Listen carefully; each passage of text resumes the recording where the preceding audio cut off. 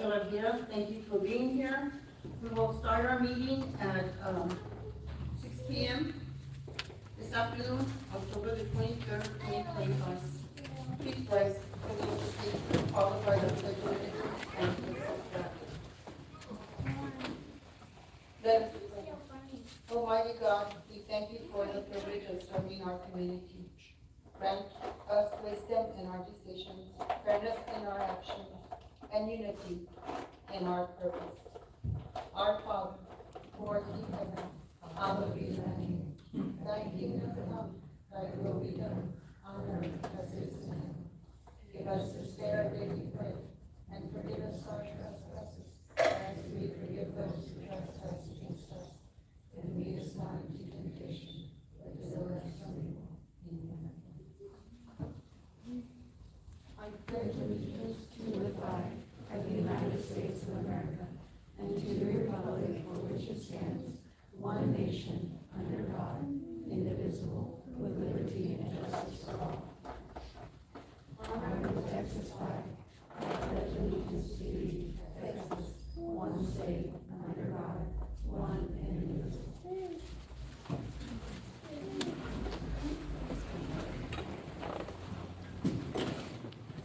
We will establish a quorum.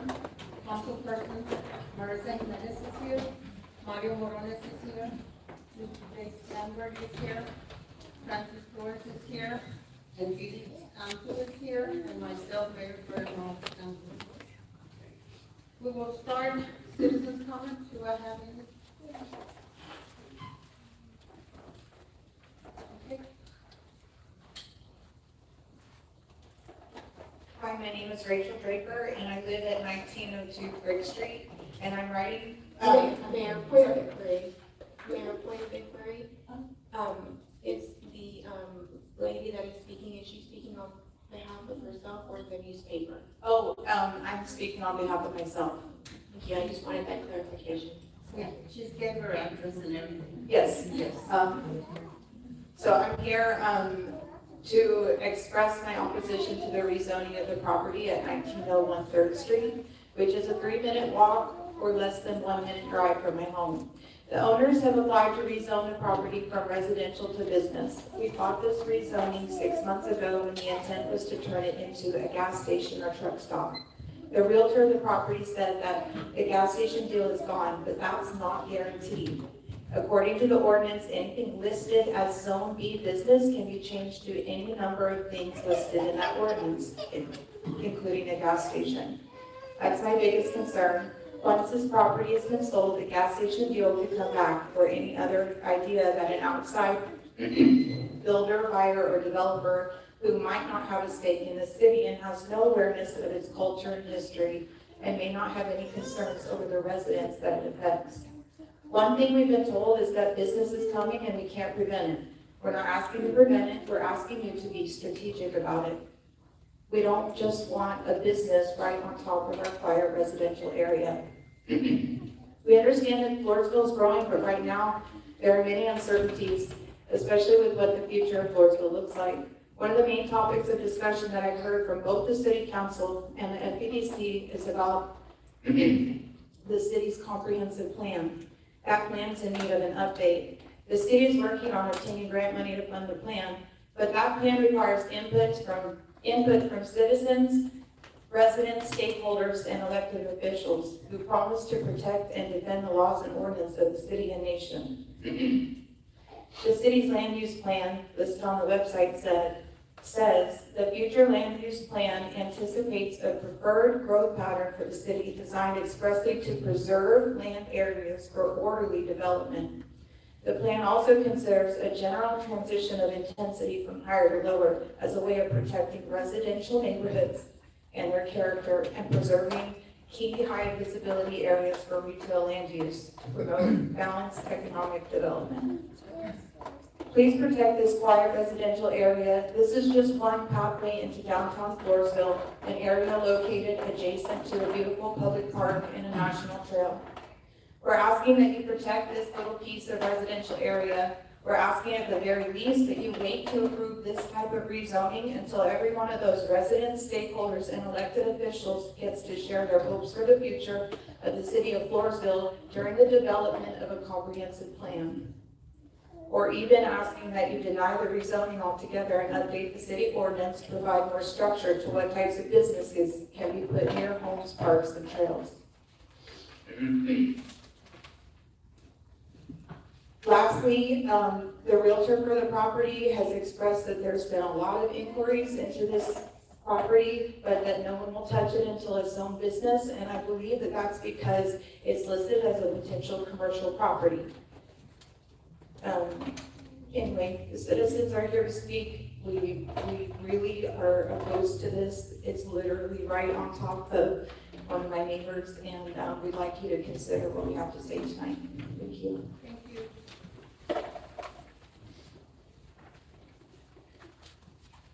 I have a quick question. Can I hand all this before the time starts? Just a small thing. Evelyn, can you give the time, please? Go ahead.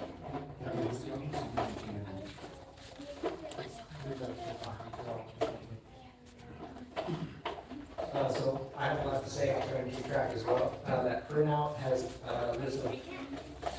Yes, here's the next sentence. Yes, I'm David Simmons. I live at 1903 3rd Street. I'm directly across the Pond Park and adjacent to 1901.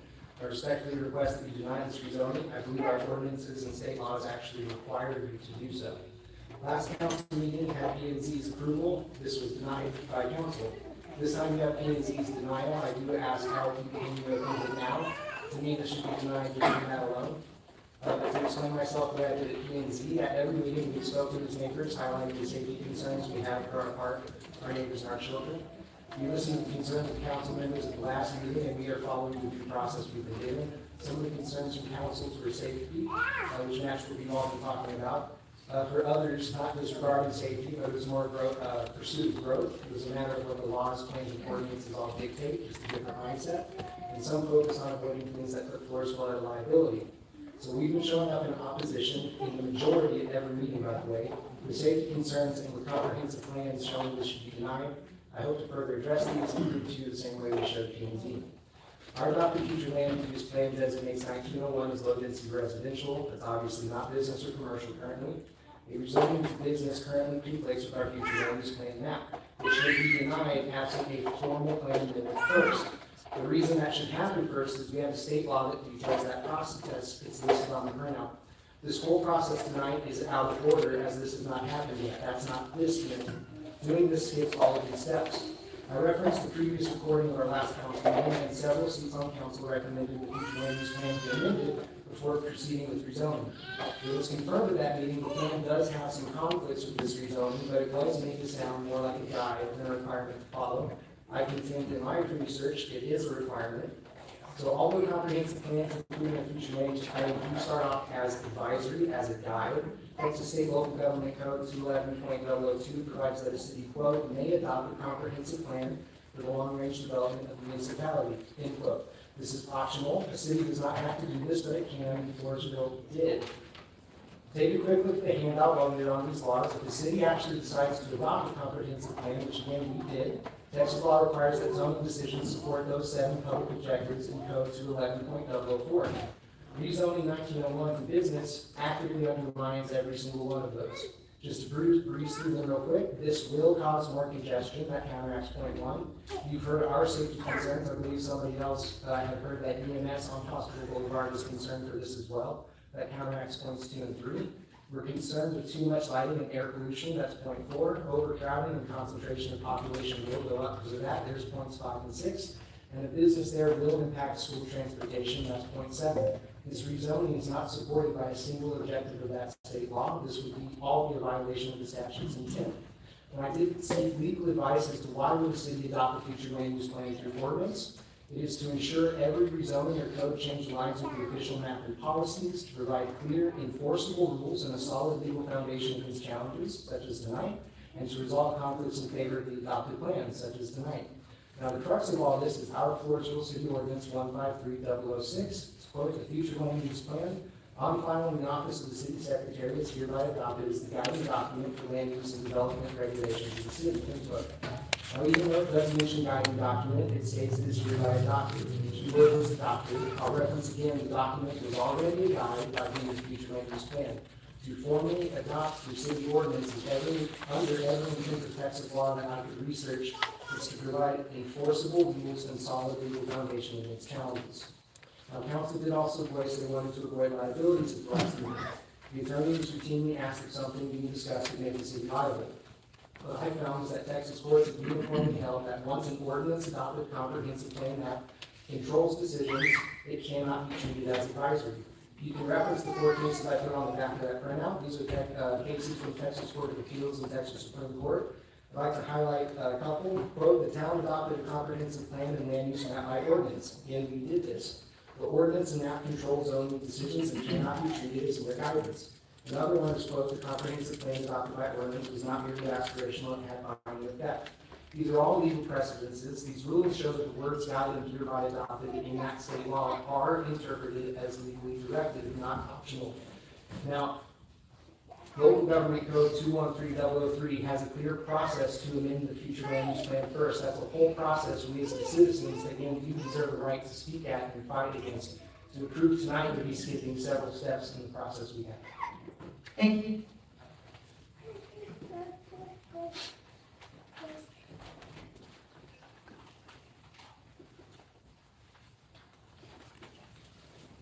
Good evening, Mayor. Good evening, City Council members. My name is Carlos Dela Cruz. Address is 215025 Fox Park Lodge, San Antonio, Texas. So, I want to tell you, I'm a husband, I'm a father, and I'm running for U.S. Congress. I came here today to address a matter of the highest national urgency that affects every single one of us. And that is what's going on with our young people. Before my wife and I opened a kickboxing gym in San Antonio, I served 20 years in the United States Air Force, deployed multiple times to the Middle East, in hostile zones, as well as down to our southern border to face the cartel. I know a threat when I see one, and I'm deeply troubled by what our youth are now facing. They're growing up in a culture that tells them to question their own worth and to turn away from institutions that give life meaning, such as faith in God, family, community.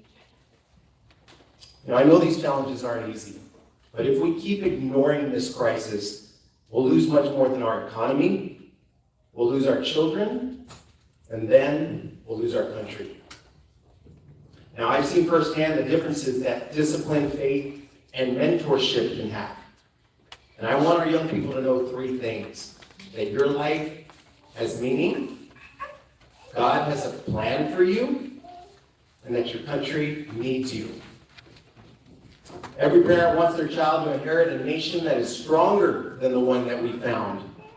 And that's why I'm running for Congress, and I hope that you'll join me in this effort. My name's Carlos. God bless. Thank you.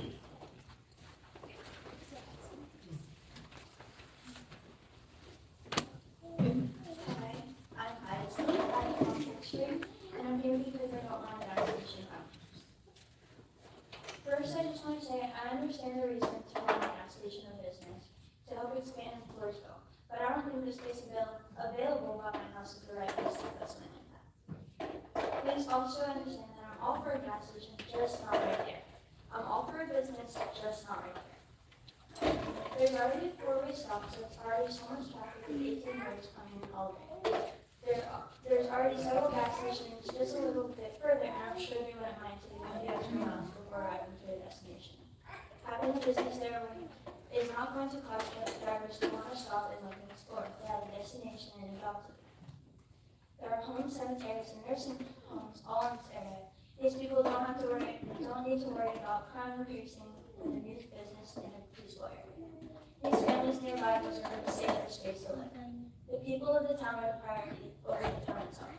Please consider my statement today when you make the final decision. Thank you. Thank you.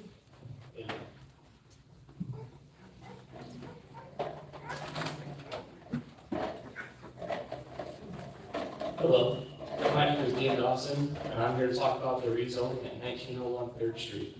I received a letter about this meeting because I am within 200 feet of the mentioned property.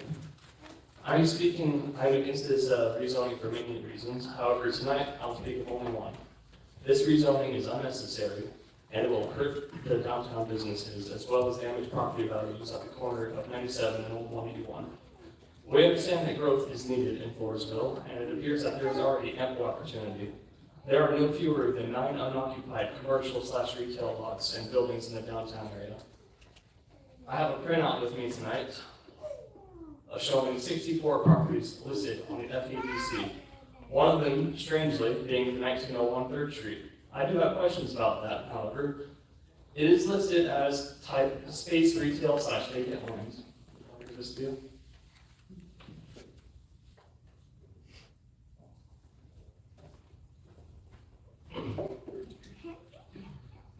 When it has not been rezoned? And why is it listed as a property on the FEDC website? Is this not false advertisement?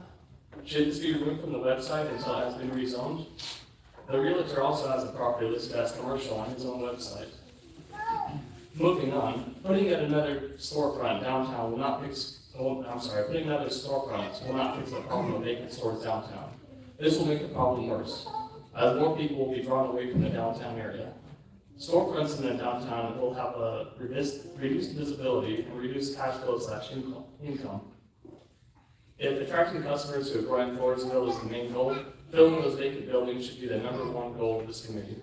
Attracting more business downtown can be achieved, at least in part, by large, lavish peanut-themed signs that guide people to downtown Floresville, or even a giant paper-mache peanut that can be made by the high school or middle school projects on the corner of Old 181 and 97.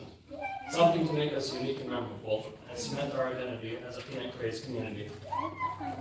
The problem of vacant commercial buildings downtown cannot be solved by adding even more vacant commercial buildings, but rather forms of rent control, or even penalties on property owners who have vacant buildings for long periods of time. Recently, Fluff's White House Cafe, a restaurant located in downtown Floresville, also a historic landmark, was forced to close due to such high rent prices, even though they were very busy every time I was a customer there. The last time I went to Fluff's, I went with my father, who lives in Alabama, and the rest of my family. We were able to coax the servers into letting us explore the upstairs area, where someone had allegedly been murdered in the past, which, while macabre, is certainly a tourist attraction.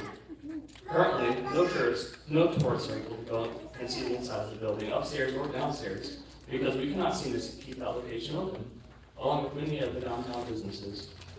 Fluff's made it through COVID, but couldn't survive Floresville rent prices.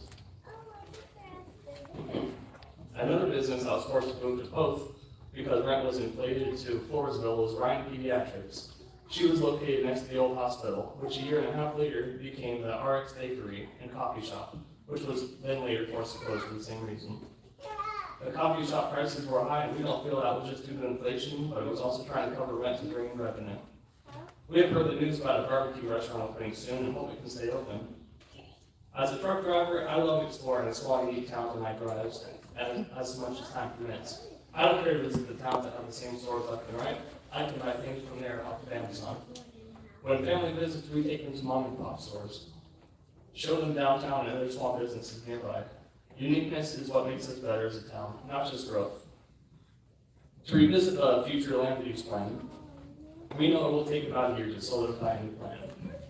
I do not feel that this is a big concern considering we have plenty of growth opportunities. I feel that the city of Floresville has a responsibility to abide by the legally binding plan that it currently has and to hear its residents' voices so we can work together to form a better future for our city and our families. I hope the city council will understand why the planning and zoning committee are against rezoning to business since it is against a future land use plan. In closing, we must get our landlords under control and attract businesses downtown while maintaining and strengthening our identity. This is how we will thrive and grow as a community. Don't ignore what's not working and build elsewhere. Thank you for your time. Thank you.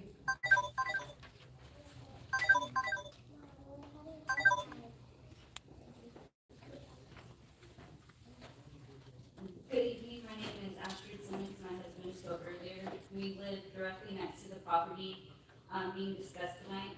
My family chose this home because we saw its potential and its peaceful setting. surrounded by nature, families, and the greenway that so many of us use every day. It's a neighborhood that represents safety, nature, and community, and that's exactly what's at risk with rezoning this. I wanted to share these. This is our home, 1903, and that's the property. Literally, I fall into their property getting out of my car.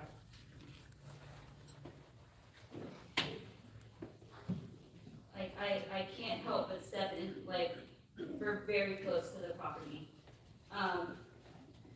It's right up against where our children play on the trampoline. Can you imagine some kind of commercial property coming into your backyard next to it and just popping up when you bought this property, knowing that there was fields surrounding this area, knowing you were buying outside of the downtown area? All of us are fairly new to this area within the last couple of years, and we came here because of that. Yes, there's bush and there's like struggly trees, but we know that that buys privacy, and that's exactly what we came here for. That's a natural barrier.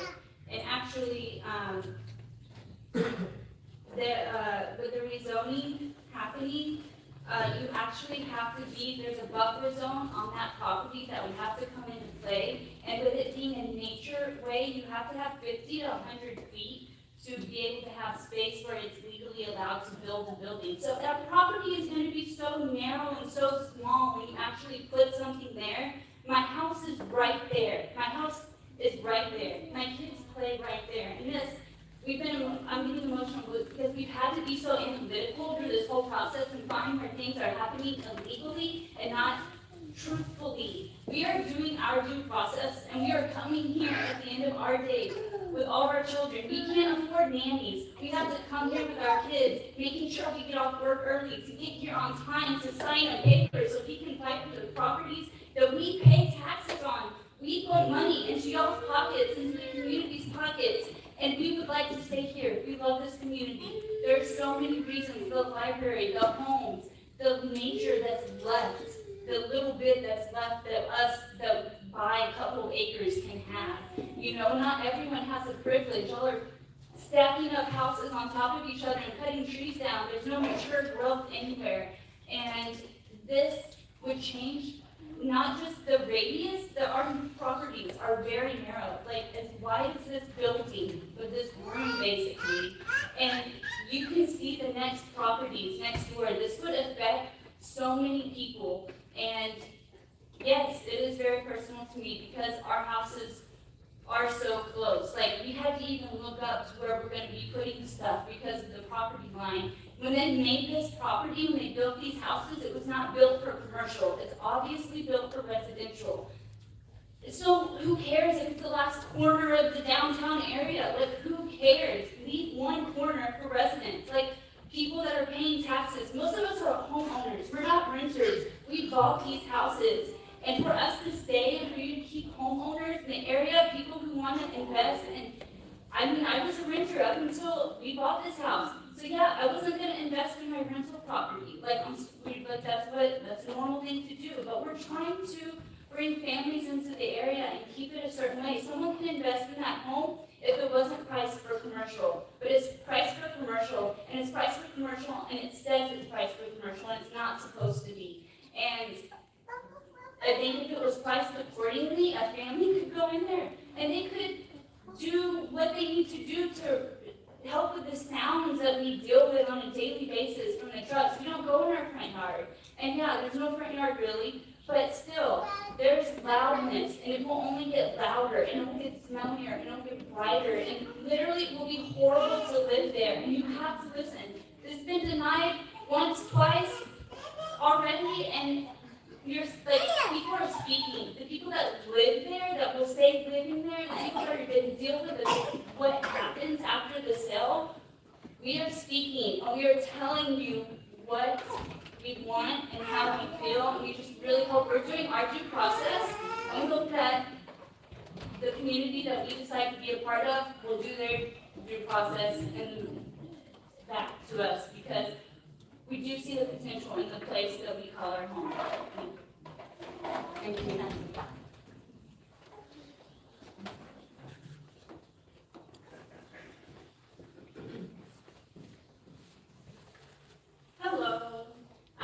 Dawson, and I live on Brook Street, within 200 feet of 1901 3rd Street.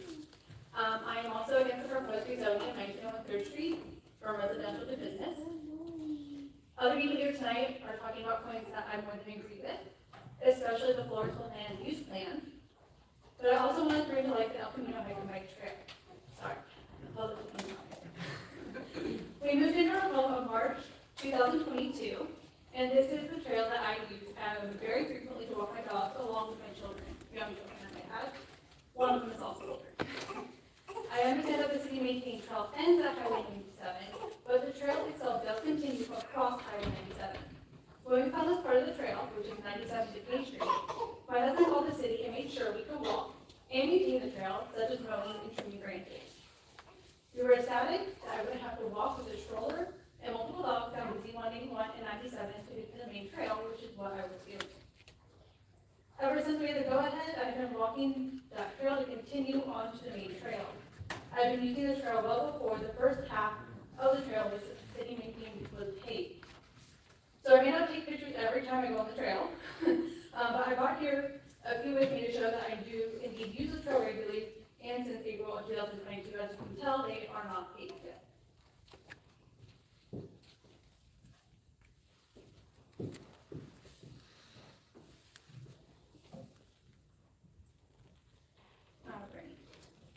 I have heard that someone has indicated a lack of use of the trail between highways 97 and K Street. As you can see, that is far from the truth, and in fact, we used it a few weekends ago to go to and from the Peanut Festival. I'm not the only person who uses the trail in my neighborhood. I know other neighbors in the area use it, along with one who recently moved in, and they have a Dalmatian. Asher and David, who are here with us tonight, also use the trail as it connects right up against their property. The trail is backed up against the land of 1901 3rd Street, putting businesses with promote traffic, safety concerns, and noise right up against the trail. It would disturb the wildlife, like the foxes and deer, which actually, you can see a fox in one of the pictures. So I commonly see them all walking. It would make the trail more unsafe for my children and dogs with increased foot and motor traffic. My children and I love looking at the houses near the trails, especially when decorated for the holidays, along with looking at the trees, the birds, and old parts of Floresville, such as the train station. Seeing business or businesses is going to be more of an eyesore for us. We moved out here to get away from the generic, hectic city life. We want to see land and trees instead of bland, ordinary buildings, potentially with bright lights.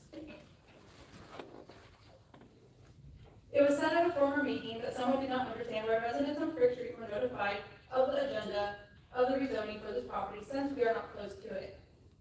As I mentioned at the beginning, I am within 200 feet of this property. I certainly think that's close. When I stand on my back porch, I see through the trees to this property as well as to Calm Park. Another thing to note, the Calm Park is in corner to 1901 3rd Street. Parents are more comfortable with residential setting compared to business. Residential setting brings a calmer feel than a business fast-paced and busy feel. Parents want to feel safe while letting their kids play. The City of Floresville Parks Master Plan, which also needs to be updated, has concerns from residents about the safety of a Calm Park. I do believe those safety issues are being addressed, and I feel like having more land next to the park zone as business would be taking a step backwards with the hard work already applied, along with blatantly going against the plan. Speaking of businesses already near the park, we will be welcoming a barbecue restaurant near the park and passing a posting about a hearing for rezoning of 1301 Hospital Boulevard to become business. The only reason why we are somewhat in favor of this law becoming zoned as business is because it already has business buildings constructed. Vacant buildings can increase littering, potential crime, and vagrancy, and I do not want that near the park. If someone wants to bulldoze the buildings down to become homes, I of course would welcome that as a business, but unfortunately, I do not feel that that would happen. I would like to mention how many businesses have come and gone at that property, and residents do not have a say in what business will open next. This is a view that we have with 1901 3rd Street being moved on to business. What may be planned could fail, and what comes after that? And does it become a truck stop? An adult store? A vape shop? I remember Jake Lambert posting while running for election that he didn't support a truck stop at this location due to, quote, safety concerns of families and children, increased traffic and pollution, as well as lasting impact on the character of our neighborhood, end quote. We really appreciate your shared concerns with us, Jake. And while we may not be potentially fighting a gas station at this point in time, all those points are still valid concerns for any business in that location. I thank you all for your time tonight. Thank you.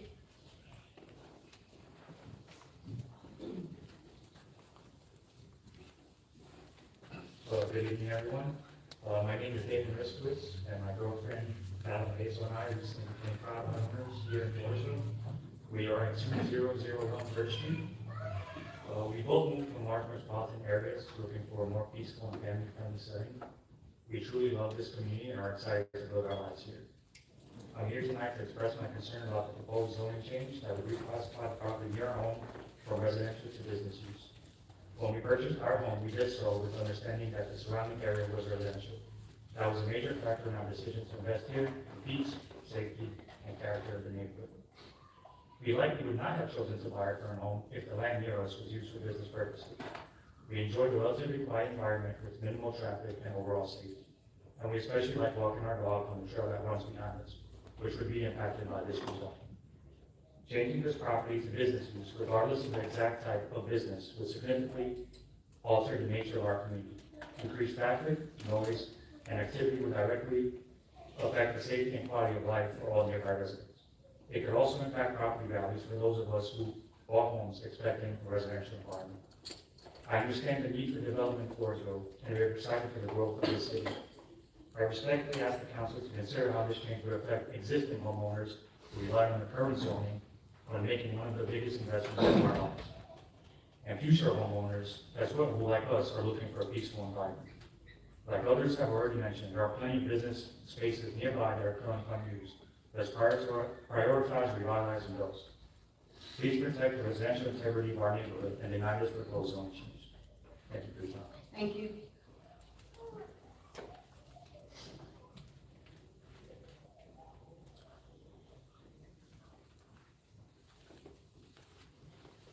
Hello, my name is Lillian Snell. I live at 1909 Birch Street, which is in the 200-mile radius. So I use the trail all the time. As my mom stated, we used it to get to the Peanut Festival. I plan to get a job downtown, and I would be using that trail. I don't personally go far yet. I walk my dog on that trail. It's really good for her to get exercise. I feel like multiple people use the trail, and a lot of people don't realize that. Also, safety. It's a really big thing being a teenager, and most people don't recognize, like, just how unsafe it is. A lot of people take it for granted, and it's not safe. There's been so much on the news and on Facebook about trafficking, human and auto.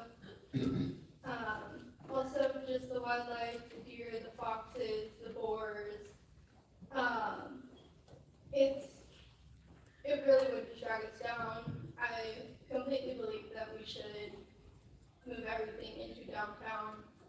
It really would just bring up our popularity, and as my dad said, like, people like small towns. They like seeing what they do compared to what other towns do. Everyone sees big city all the time. It's very popular for certain reasons. People come out of there, like my family, because they don't want it. We want to live in an area that is safe, with families and residents we know and trust. I'm against it, all the way. Thank you. Thank you.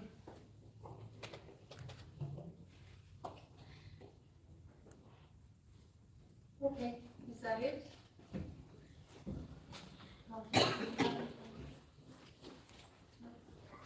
Okay, we will start our public hearing at 6:34. The city of Floresville will hold public hearings on the following matters.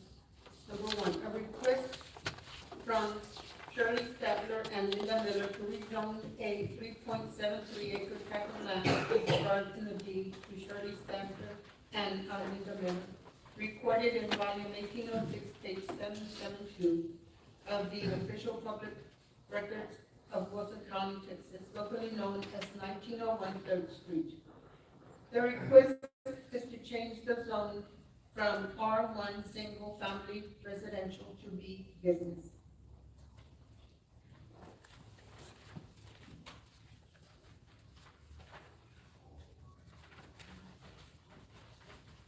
Hi again, my name is Rachel Draper. I'm here as myself, not as a representative of the Wilson County News. Former Councilman Don Steve suggested widening the radius of notice for rezoning. I live 2 doors down from the Dawson family and I was not notified. And like I said, I am a 2-minute drive, a 3-minute walk from this property. Additionally, I believe it affects so many other people that they should be receiving these notices too, because they should have a voice in this. Whether they're for it or not, people should have a voice in this, and that's why we're here tonight. I think we need to consider a lot of the ordinances, and considering this one especially. Thank you. Thank you.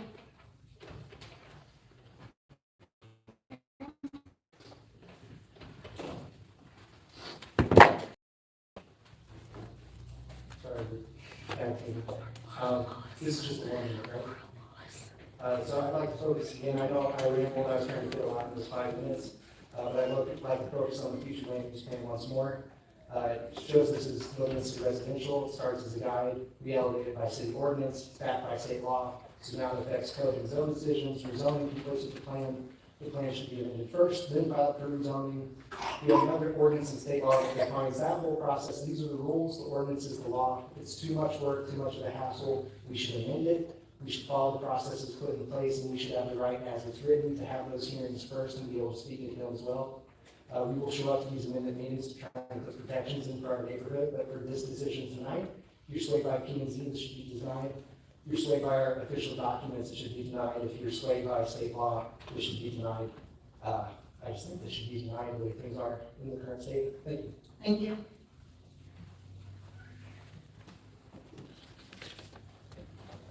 I'm Ashton Simmons. I just want to say also that I do actually believe that the park is in a flood zone. So putting commercial property, putting more concrete where things would flow, it is uphill from the park.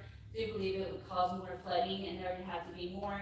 The road 97, if it were to fit commercial traffic, there's like a ravine on the side of that road, and it would just, I don't see how it would be beneficial for the area in so many ways to add extra traffic and more congestion and more noise and more altering of floodwaters in that area. Thank you.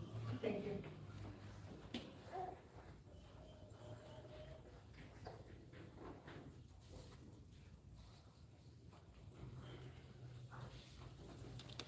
Okay. With that said, then we'll adjourn the meeting at 6:38.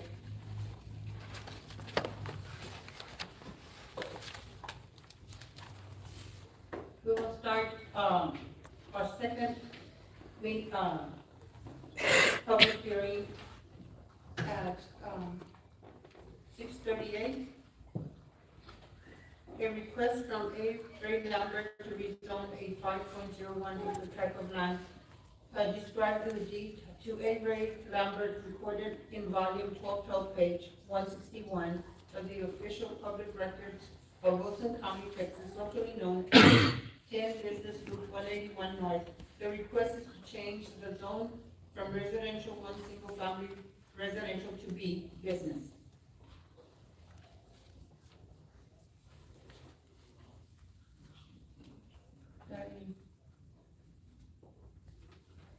Okay. And we will close that one at 6:39.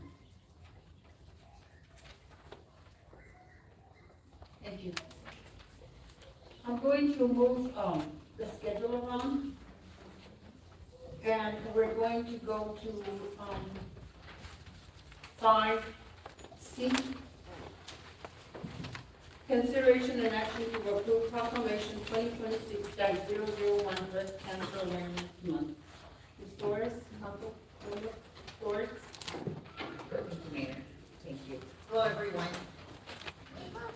So, as we get started, I I just wanted to bring this, as you know, we were down to one meeting this month due to the Peanut Festival, so thank you all for coming and joining us. One of the most important things that I think is pretty important to a lot of women, even some men, is breast cancer awareness.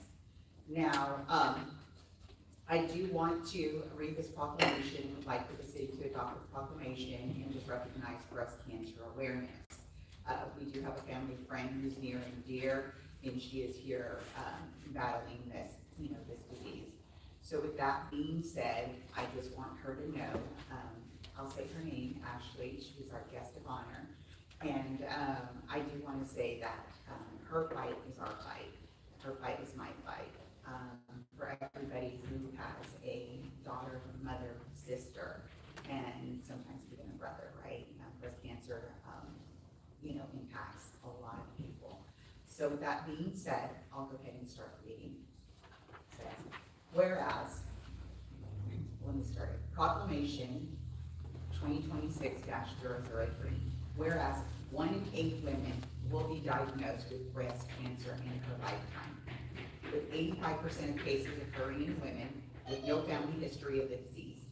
And whereas Breast Cancer Awareness Month began in 1985 as a one-week campaign by the American Cancer Society, which later expanded to a month-long observance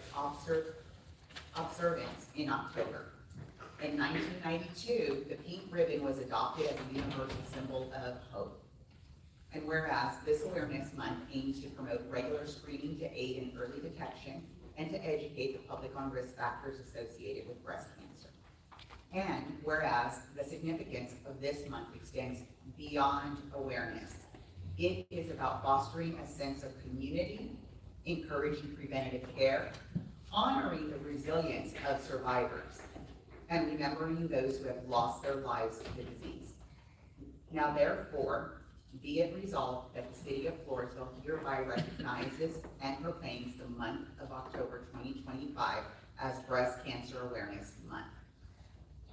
We call upon the people of Floresville to join us in supporting survivors, promoting awareness, encouraging regular screenings, and honoring the families who have lost loved ones to breast cancer.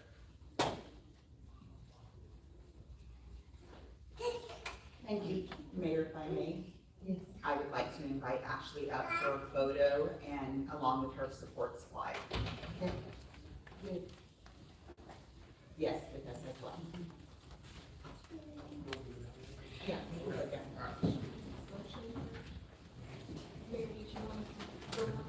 Yeah, let's go on it first. Oh, sorry. Well, let's take a vote. Do I have a motion to pass this? To make a motion to approve proclamation 2026-003 Breast Cancer Awareness Month. Do I have a second? Second. Okay. Motion made by Ms. Marissa Jimenez, second by Mario Corones. Do I have any comments on this, or citizens? Council comments? Okay. All in favor? 5-0, motion passes. 5-4, 0 against.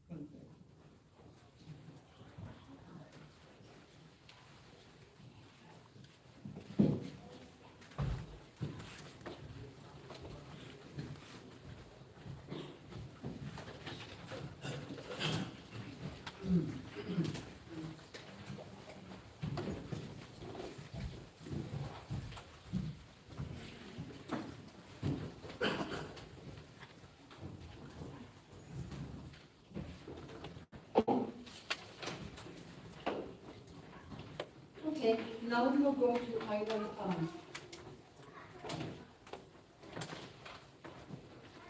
F. We'll move on to item F.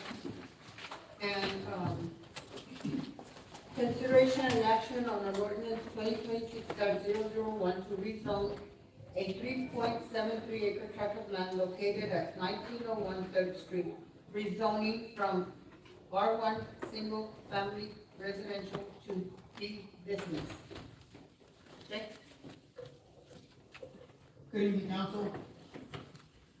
So we have here, front of you is for that address, that property to be changed. It was denied back in January. It, it's coming back again for the ordinance 612.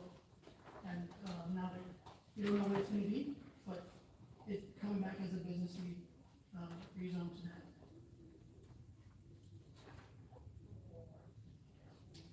Okay.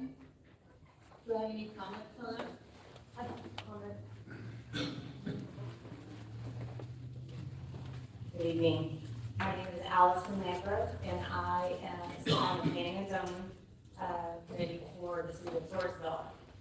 In January, when this came to planning and zoning, for full transparency, this was approved and passed and I believe it was 4-0, to the council. The council then denied, or it didn't pass through the council. This go around, it did not pass through planning and zoning. I believe it was 2-3 in favor not to approve the zone change. The reason being that there was a misunderstanding regarding, I didn't bring my notes, regarding the Monica, Tony, It was the way the amendment with the. yes, the amendment. And so that was the reason why 2 of the members didn't vote in favor for it. But these same 2 members did vote in favor for the zoning change in January from residential to business. Or actually, it was commercial back then.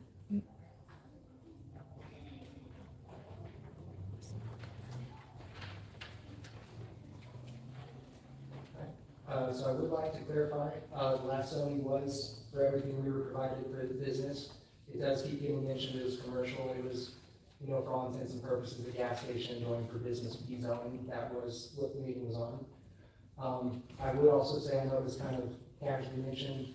I think it was probably me who was mentioning up ordinances and provisions and maybe suggesting I misinterpreted these. So I did my best. Those are all exact quotes on that printout. I did reference legal advice outside of my own interpretation. I do have history as a professional researcher, and they said the same way I interpreted it, that, the way this reads, courts have taken, or like cities have gone to court for this before, and the state has always backed up. If you adopt it by ordinance, they follow the plan, because you don't have to do that in the city, but if you do, you've now elevated that document. Everything I'm reading says that's what that means. I understand I could be wrong. If I am wrong, it's still heavily recommending denial if it doesn't require the denial. So, kind of what I do that.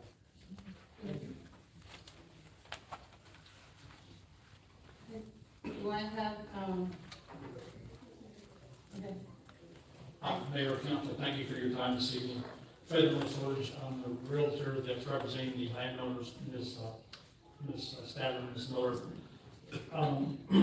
Cities, just like realtors, we're looking at properties, have to determine the highest and best use of the property.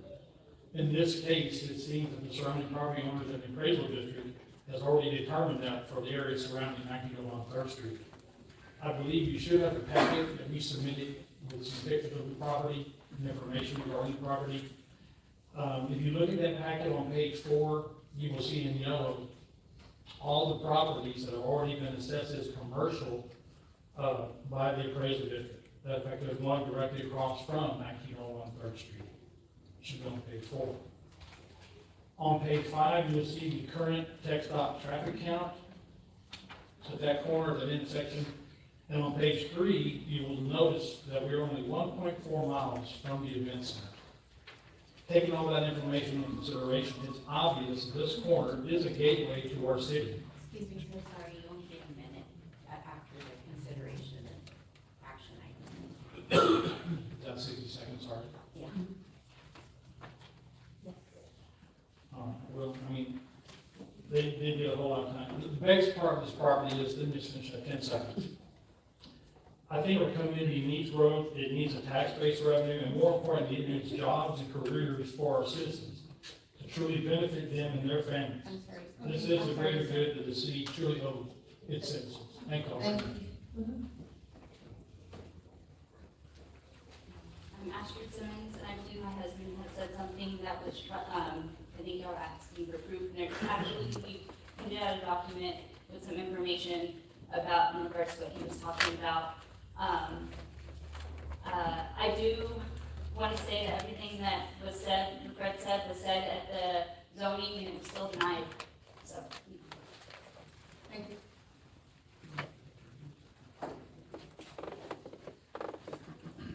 I'm Rachel Draper, and I'm here as myself. This is my last time I'm coming to you tonight. I'd like to invite you to think back on the time when you may have bought your first home, or maybe you bought your forever home. We are just homeowners trying to protect our space. We want to lay your commerce where it belongs, and we want you to think strategically about it and protect us while helping to grow the city. Thank you.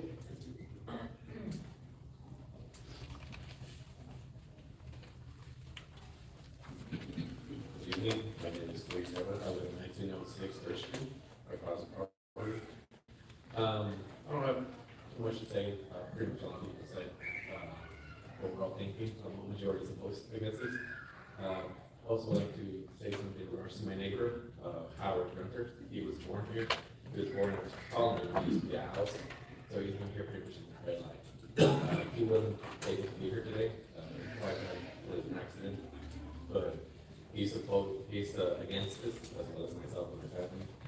And the comment that was made earlier, the last time that it passed, it only passed because nobody got here on time. I got here a minute after that, and it had just passed. So if I would have made it maybe a minute earlier, it just shows that all these things can pass, even though they just said, like I noticed, very few people around the area. David had gotten a notice the day of, like an hour before. So just want to put that out there. Thank you. Thank you.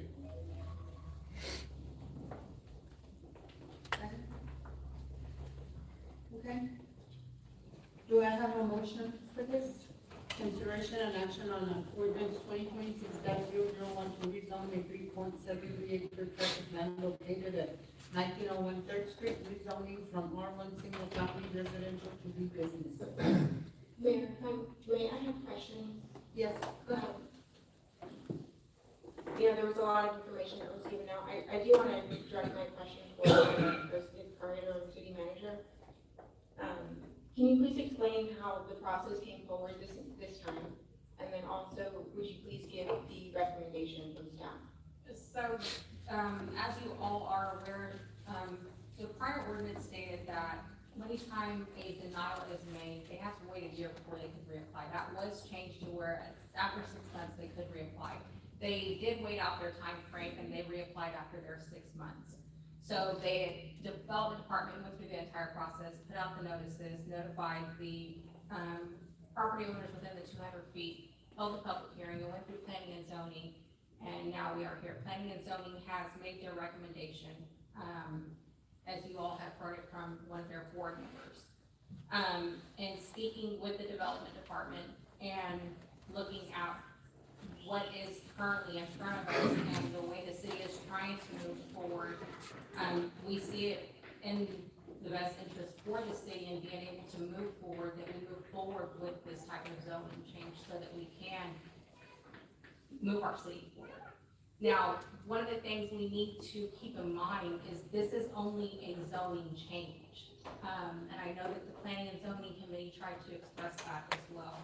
This has nothing to do with any type of plating or anything like that. This is strictly zoning. That's it. The other thing is, I know that there's been a lot of mention about the current plan. So we have gotten with the planner and the legal department, and there will need to be an amendment that would be made should this get approved by the council. So if this were approved, we would have to come back with an amendment. As you all are aware, and there is an item on the agenda later this evening, we are in the process of trying to update our comprehensive plan. So that's where the city stands at this time. Thank you. Do I have a motion?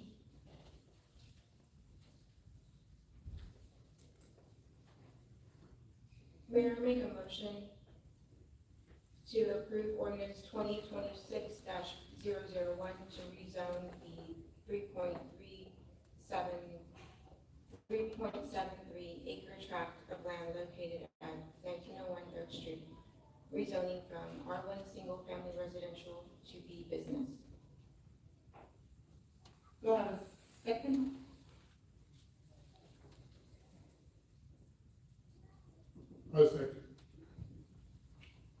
Motion made by Marissa, second by Mr. Morones. Do I have any comments from anyone?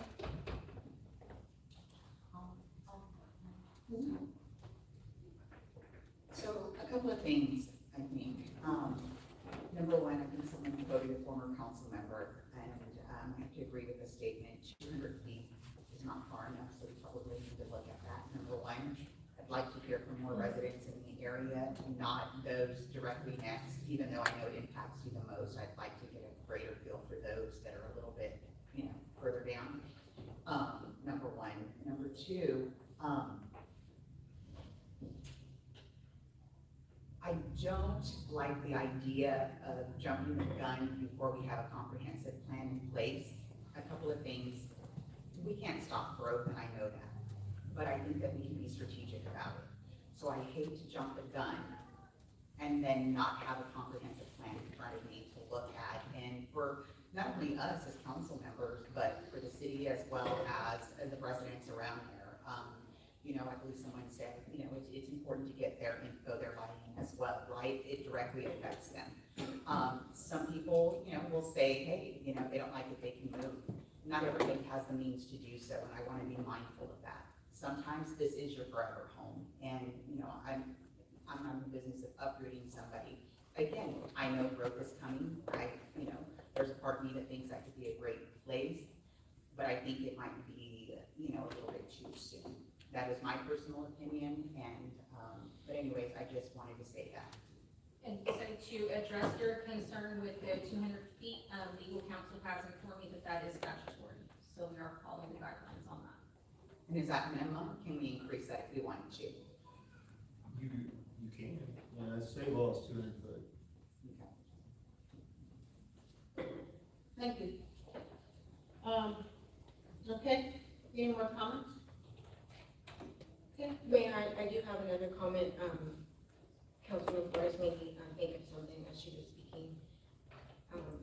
Also, I do understand the concerns, but I also am thinking about the equal opportunity, as we've seen that businesses are starting to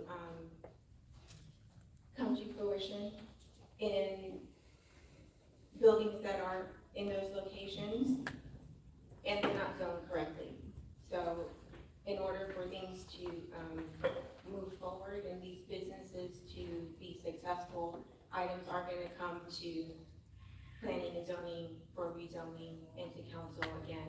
And so this is just the rezoning, no planning, but we do want our local businesses to be successful, and I'm just thinking about equal opportunity for everyone. I give you the floor. Thank you. Okay, so, we have, is that it? Any more comments? Okay. So, I wasn't sure if I was allowed, sorry. I might keep being redundant. I would say, just looking at the future land use plan 2014 to 2025, it ends this year. It is adopted by code, so it's enforcement carries, but all signs point to this should get revamped. It's 2025, it should be for the next 10 years. And I would think, I do agree with equal opportunity, but if our reasoning is there's gonna be applications coming through, that you're gonna have dozens and dozens of things that contradict the plans on file, I think it makes more sense to fix the plan, and nothing is contradicting. There are, the whole thing is, checks and balances and due process. everyone speaking in opposition to this, we're doing our best to follow the rules to a T. And we were advised to read the rules to a T. And, you know, everything I'm reading on this, again, if it does not outright say deny this because of the current rules, everything's recommending deny this. Even the Parks Master Plan, we didn't touch on it today. That whole thing still recommends not doing this rezoning, and it's because it's next to a park. You know, the circumstances around this are very different from a lot of other properties in the city because it is next to a park and all the surrounding zones are residential.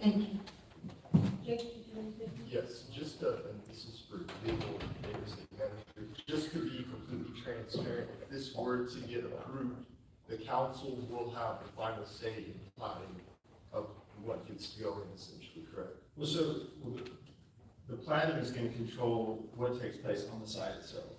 Okay, and so there were comments about drainage, there were comments about parking, there were comments about many things that are handled in the planning process that will have to show exactly where things are located. But, as was stated, this is just the zoning, and there's been a lot of, legal opinions thrown around tonight, but the reality is, y'all are the final decision maker, so if you decide that this is the highest and best use, or this is what you want for the future, and you approve this zoning, then that's a directive. It happens all the time. It's not common, because those plans are reviewed at such large intervals, they're often amended in between. They don't get adopted and then stay unchanged for 10 years. And so ideally, in a perfect world, you can run those amendments ahead of a zoning case. Happens all the time. It's happened at 3 other meetings in the last 2 months where zoning is done before the amendment is done. The amendment comes right back through P&Z and back to the city council. So I just want the council thinking you're doing anything that violates the law if you approve the zoning, because you're not. You're giving a directive to staff. Thank you. Okay. Is that it?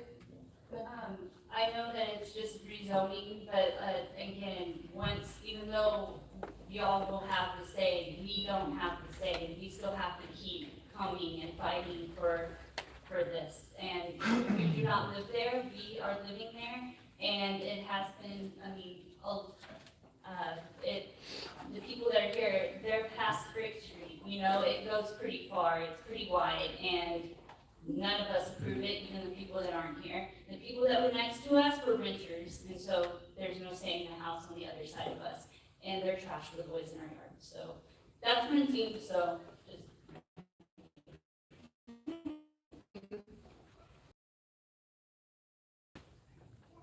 My confusion lies into why are y'all adding more business when there's so many empty businesses right next to it? You got the old coffee shop, you got the beverage farm. I mean, you drive up and down 181, you can plot 40 businesses on whichever cross street you want. I mean, I'm all for growth, but if adding more empty businesses is gonna attract people, I don't think that's true. Thank you. Mayor and City Councilman. My name is Claudia Garza. I live less than a mile from the trail, and where the whole topic of tonight is concerned.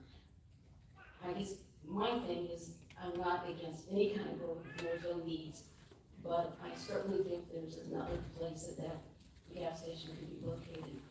And what I don't hear is what can we bring into the city to attract businesses for the youth, for the kids. Everything's at this event center. There's nothing, I don't see the park being improved. It's just little things that young adults around here, kids, where is there to go? I know there's softball and I know there's things that you guys provide at the event center, but not all the kids can get there. Focus downtown. We have a really nice park. There's different areas I think that you guys could look into. I just wish money could be spent somewhere to help kids stay here, adults stay here. Yes. Okay, thank you. Thank you, cousin. Okay. Is that it? Okay. Motion made by Ms. Jimenez, seconded by Mr. Morones. All in favor of?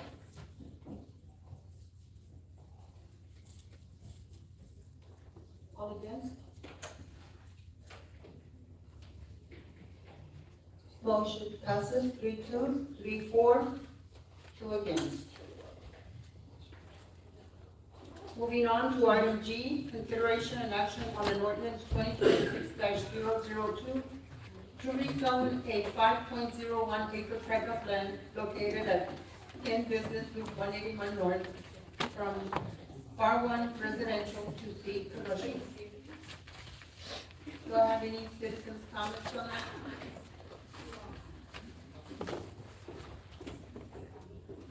Do I have a motion for that? I'll make a motion to approve ordinance 2026-002 to rezone a 5.01 acre tract of land located at 10 Business Loop 181 North from R1 residential to C commercial. Motion made. I'll second. Have second by Ms. Flores. Don't have any comments from the council or from citizens? Yes, I'm going to abstain from this vote. Okay. All in favor? 4, all against? 4-0. 4-4, 0 against. Okay, now we're gonna go back to, we're gonna do the, Mayor, if I may mention, you do have somebody here from Camino Real, if you would like to take care of that matter. yeah, okay, but first I'm gonna, that's on the, You'll have nice homes, you have a peaceful home that you live in. I hope your home's nice. Sir? Yeah. You're out of here, please. Can we shift the meeting to the rest of the law fast? Thank you. hold on just a second. Thank you. Okay, item D, I was going to go to them. Item D, Ms. Ortiz. Consideration and action to approve resolution number 2026-001, thank you, Monica, of the City Council of the City of Floresville, Texas, authorizing memorandum of agreement with Camino Real Community Service to support a recovery support care specialist and establishing of activity. Hello, everybody. I give you a notebook right before so y'all can have some data. Our data is from September of 24 to September 30, 2025. And this is only for Floresville. This funding, SABG, that is state funding, and we get money for individuals with no insurance. So we have 120 for 1 full year of individuals in the Wilson County. Fortunately, substance use, a lot of individuals don't have insurance, so we are very blessed to have some state funding. SUD means that people have Medicaid or private insurance. We only have 66 for the entire September 24 to 2025. I wanted to kind of give you some data. Sometimes, they ask, well, how many females and males? So if you can see on the pies, we have 72 females, 114 males. We do have adolescents that we have worked with, 36 total, 150 adults. And I also broke down ages. Sometimes they say, well, are they young, middle? You can see we have a little bit of everything.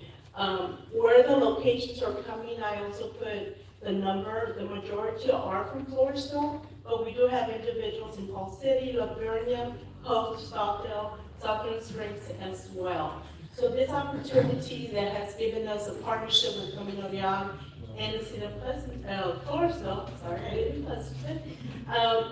has given us the opportunity to provide the services that are much needed.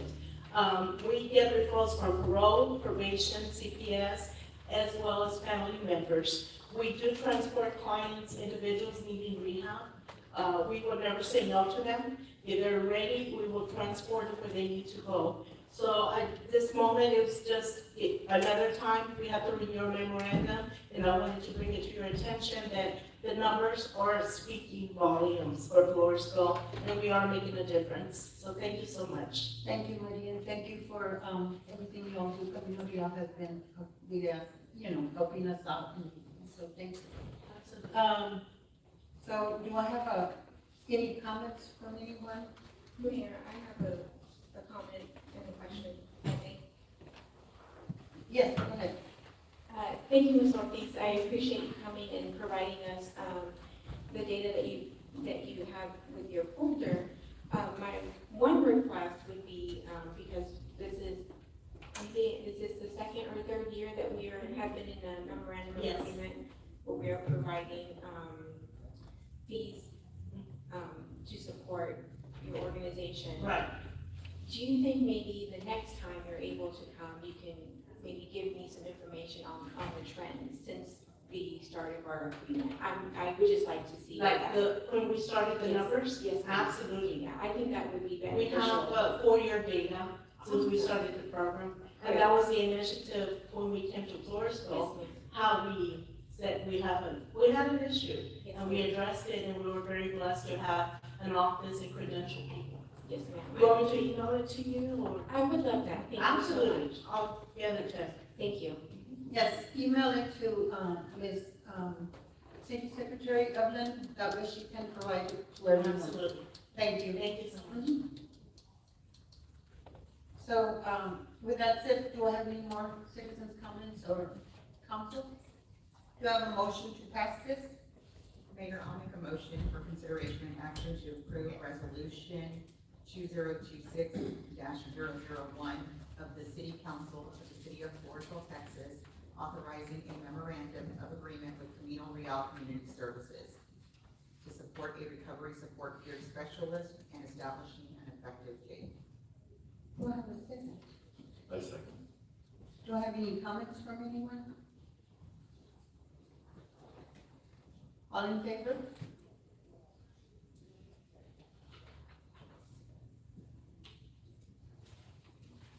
All against? Motion passes 5-0, 5-4, 0 against. Okay, now we're gonna move on to item A. No, I'm sorry, item B, 5B.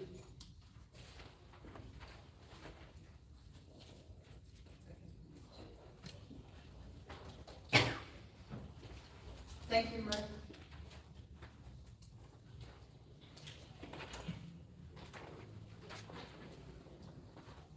It's consideration and action to approve proclamation 2026-002 Chamber of Commerce. And it's a proclamation for Chamber of Commerce Week 2026-002. Whereas the Chamber of Commerce plays a vital role in strengthening the local economy, promoting community development, and advocating for the interests of business and residents. And whereas the Chamber of Commerce serves as a unifying voice for businesses, fostering collaboration and innovation to create a thriving economic environment. And whereas the Chamber of Commerce provides invaluable resources, network opportunities, and support to local businesses, helping them grow and succeed. Whereas the contribution of the Chamber of Commerce enhances the quality of life for all residents, supporting job creation, economic growth, and community initiatives. And whereas this week is an opportunity to recognize and celebrate the hard work, dedication, and achievements of the Chamber of Commerce and its members. Now, therefore, I, Gloria Morales Cantu, Mayor of the City of Floresville, do hereby proclaim October as Chamber of Commerce Week in Floresville, and I encourage all citizens to join me in recognizing the Chamber of Commerce for its invaluable contributions to our community and economy. So, do I have anybody? Sheila? I'd like to present y'all with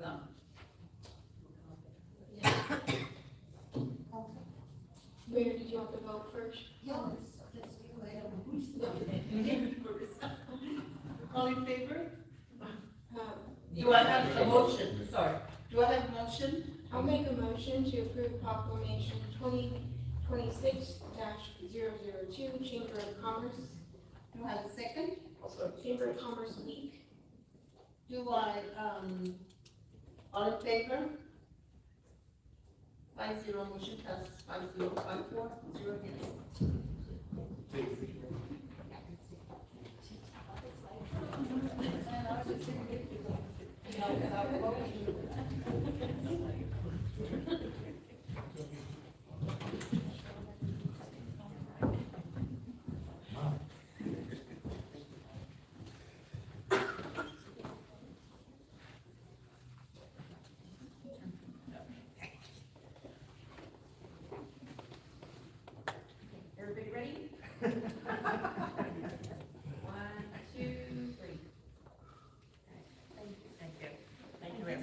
Okay,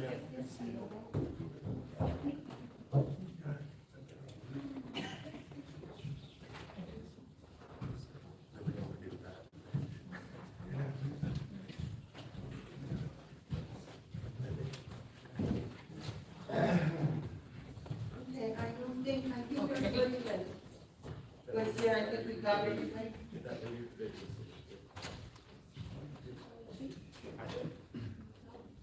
Okay, now we will go back to the beginning. Okay, do I have any council comments? Marissa? No, ma'am. Mario? No. Jake? No. Flores? No. Oh, sorry. Felix? I'm trying to state, I do have citizens comment, whenever we. Felix? No. Okay. Jake? Yes, next week, the city council will be attending TML, and here we have our interim president, that she will be elected fully into the TML office next week. So, you know, for myself, I want to congratulate you on getting appointed. This is a huge deal, especially to the city of Floresville. This is a huge platform for us, so I wish you continued success, and for many, many years that you're going to be doing this. So, thank you, Marissa. Thank you.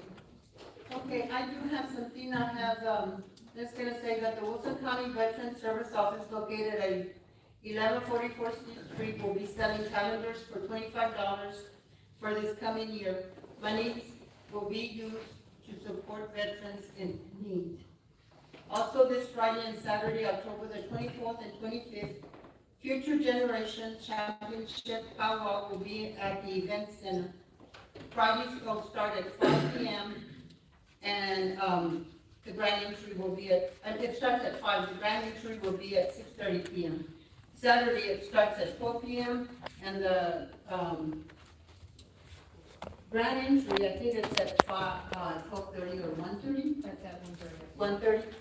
And then it starts at, and it is at 10 or 10:30, but it's free of charge, so everyone is welcome. Also, this Sunday, October the 26th, at 4:30 to 6:30, the Wesley Nurse Health Ministry team will be having blessing of the animals and their owners at 808 3rd Street, Lodi Park. Bring your special pets. So that's it.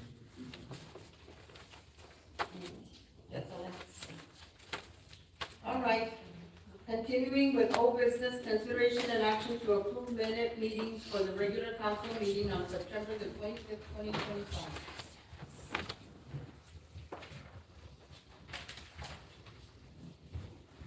Do I have a motion?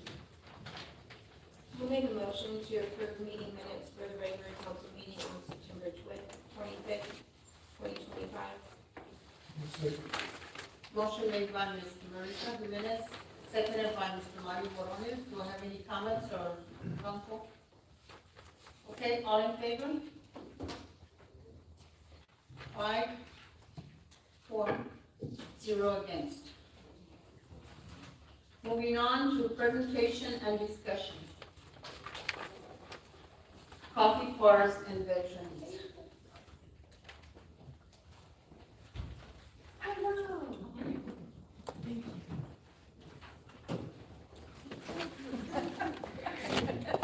Hi, my name is Jessica Rodriguez-Green. I am a board member of the Coffee Cars and Veterans, and so is Miss Candy here in the house.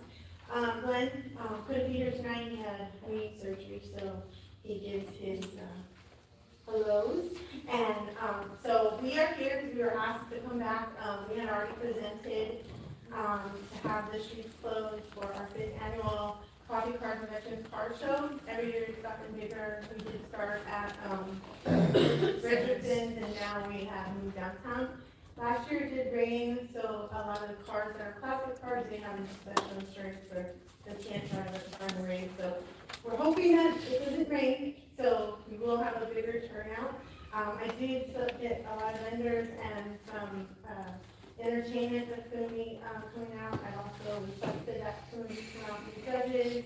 I've asked the peanut court and the cheerleaders, whoever else we can get in the community, since it is a free event. We're just trying to still get that traffic downtown.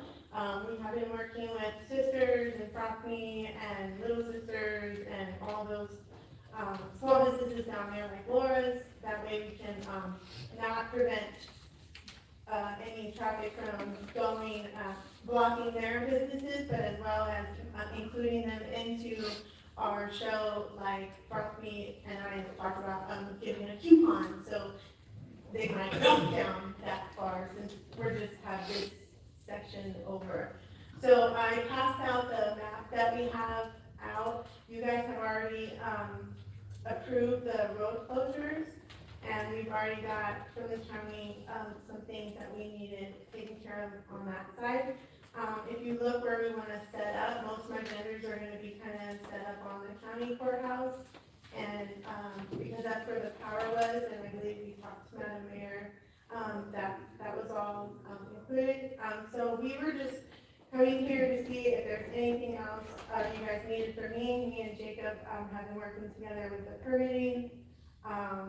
So that's been good. And then the only thing I need to know is we do plan on, since we are a bunch of soldiers and airmen and navymen and seamen, what do they call it? Airmen, seamen, okay. Sorry. Sailor.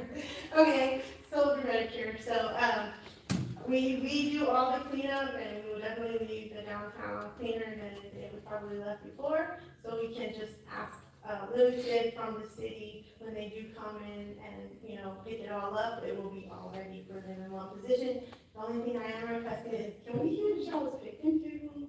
The picnic tables do not belong to us, those belong to the Peanut Festival. That's what I was thinking, okay. So, I can work on getting some poly carts out there for you all. I'll do I don't know how many we have on hand. I will do it with, the front office staff that handles that. So I can reach back out to you either tomorrow or Monday and let you know where we are with that. yeah, just because I was thinking we have a lot of elderly veterans and a lot of them that do have like needs to like probably sit down a little bit, and our show is from 9 a.m. to 4 p.m. So it's kind of late. I would reach out to the Peanut Festival Association. Like I said, those picnic tables do belong to them. As far as everything else, we do have it scheduled on our calendars from the prior time that you all had come to council to get the approval. So everything should be set for y'all for next Saturday. Okay, I think there was just confusion with the power and, that was it, right? Yeah. We're all good? Awesome. Working so much. Thank you, guys. Did you want to mention your calendar? Oh, just thank you for reminding me, Mario. Councilor Morones, yes, we do have the Veteran Service Officer. I work hand in hand with him to create a calendar for the 6 nonprofits of veterans groups that we have in the county. Me and Lori and I worked on the calendar and got funding for it, and we had a comedy show, and they're still for sale. They're featuring local Wilson County veterans, and they support the 7 entities, nonprofits in the county for those veteran groups.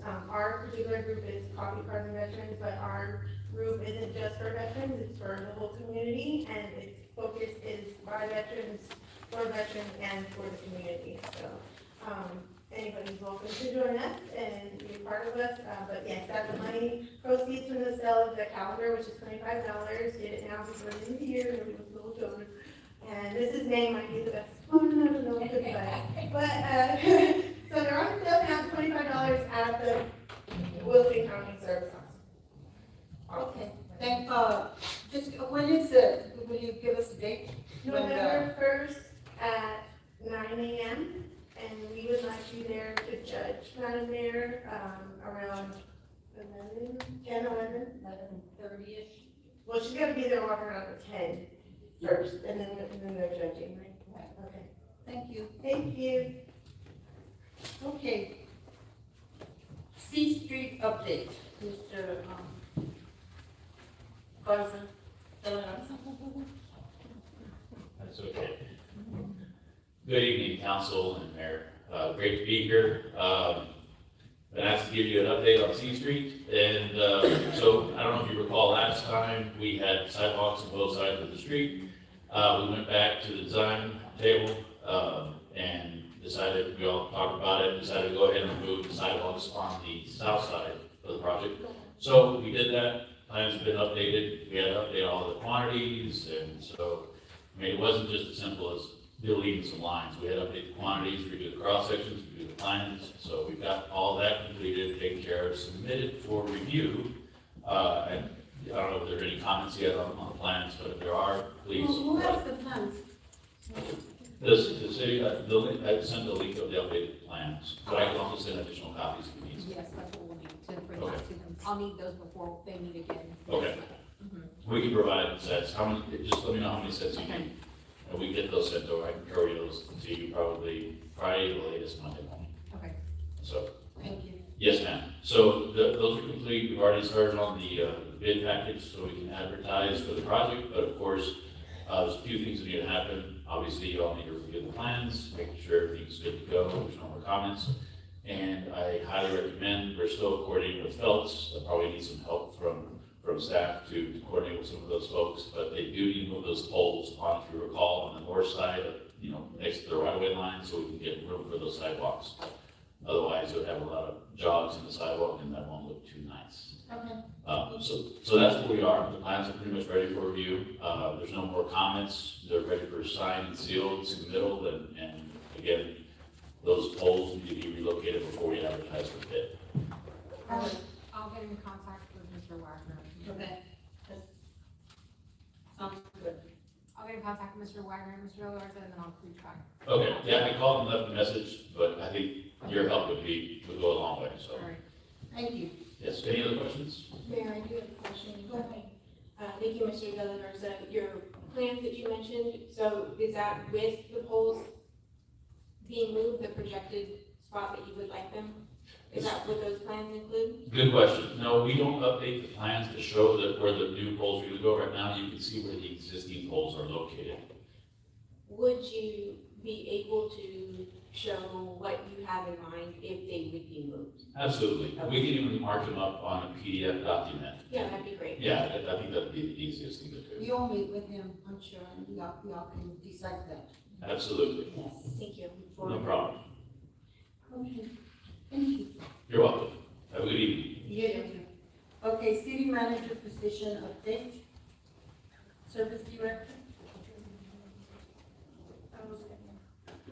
I do not have, much for you today. I'll send it to the council when Flores, I believe, asked for this to be on the agenda. I did hand out, city manager hiring process for you all as council members. Everything else will be presented to you at the November 13th. November 13th.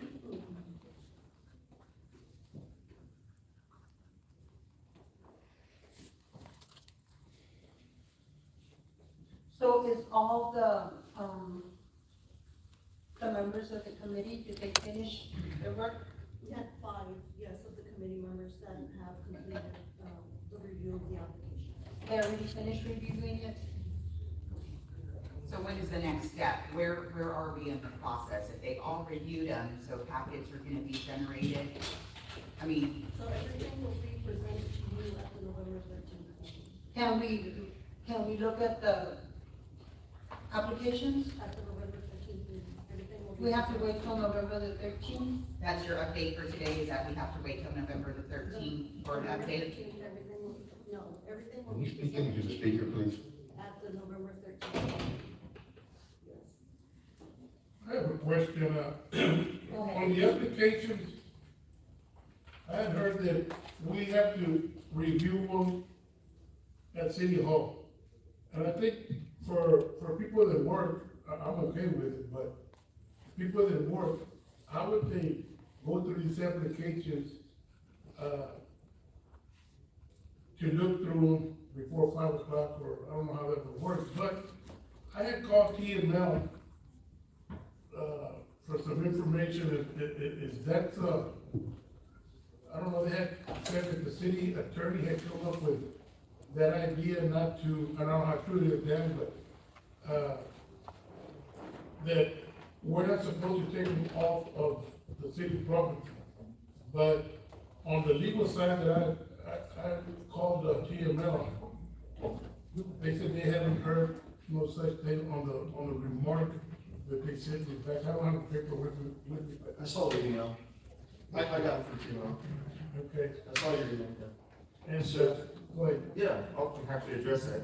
So that was a process that was presented to this council, and this council agreed on. If this council wants to change that process, then you can do so.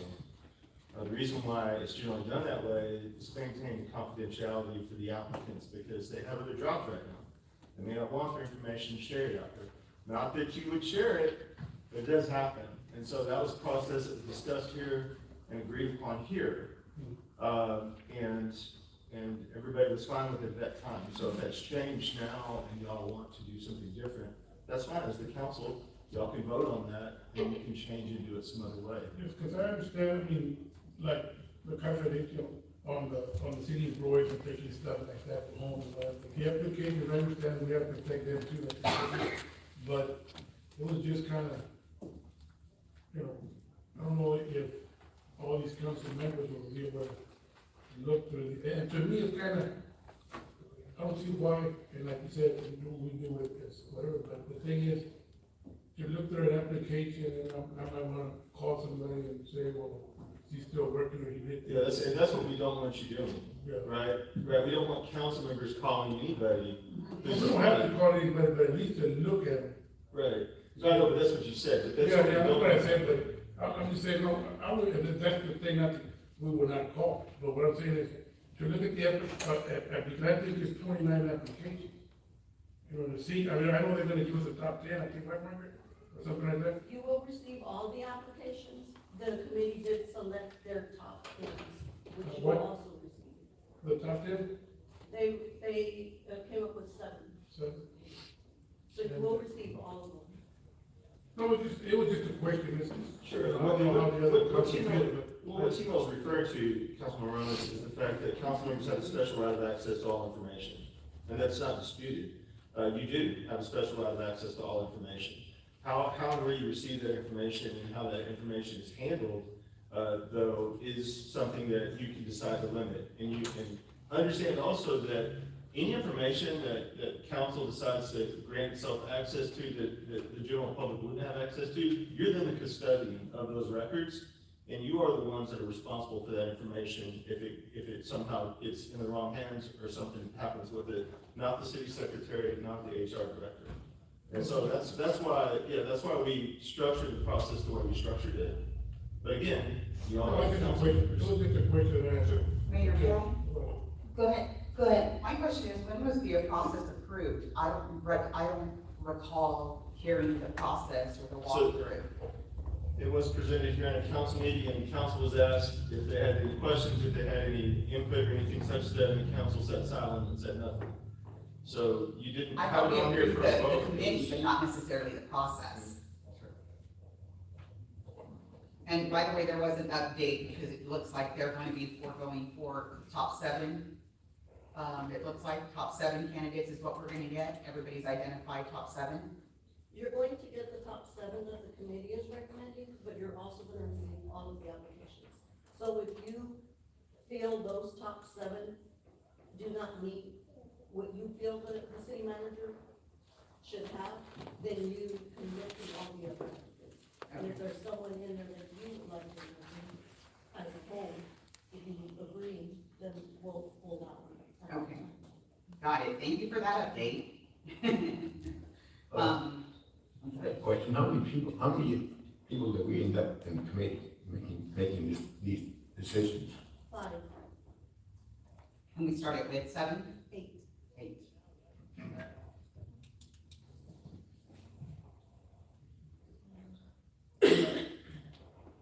Do I have any more questions? Mayor, I just have a comment, if I may. Go ahead. I just want to say, thank you for that consideration, Councilman Morones, for thinking about those of us that have full-time jobs, but it's my responsibility to make the time to come here, and I will take the time off from work to do my due diligence. So I really appreciate you thinking about that, though.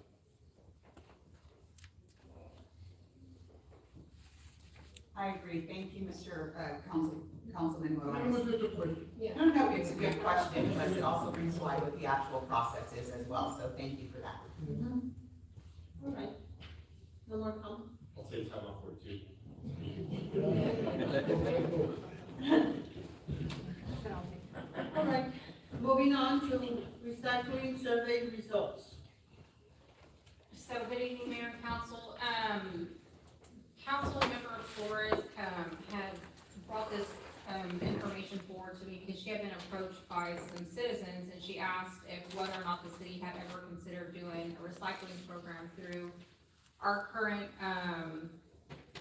waste provider. And I told her that we had tried it in the years past, it was unsuccessful. I did speak with our Republic representative about it, and he also stated the same thing. You know, the city did try it years back and we weren't very successful with it, so they stopped it. I asked him how we could go about doing it again.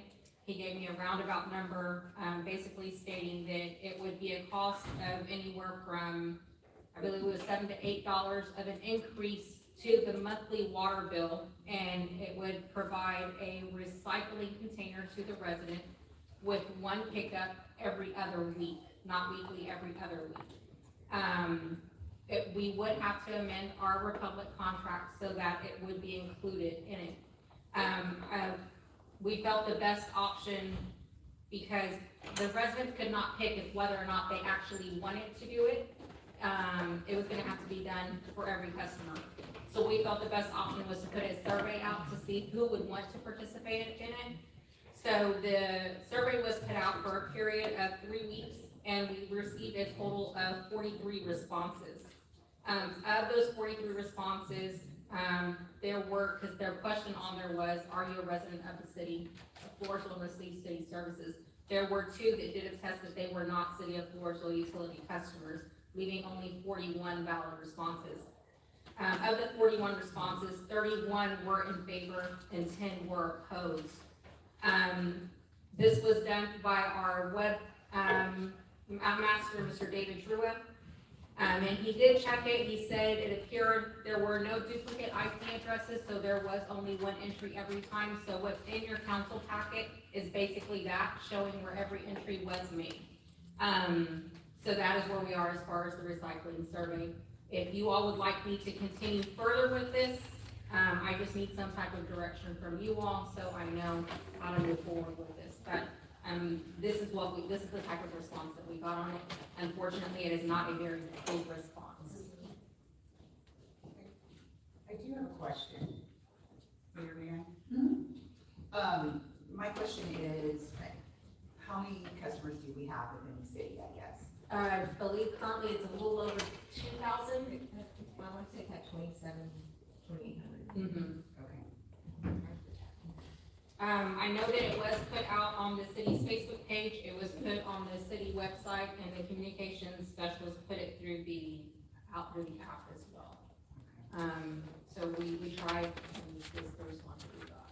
I personally don't think that's enough of a representative sample for our customers. I agree. And, yeah, so I mean, we tried, right? We put out a survey to gauge interest, and I can't go into that in good faith and say that we have a majority vote, right? And I don't want to impose any additional fees, especially for those members that cannot elect out and don't want it. Yes, and you know, the thing we need to consider as well is, you do have some individuals that are on a fixed income, so adding that additional fee may not be something that they can take on, you know. But that was the results that we got on that. Thank you. I've got a question.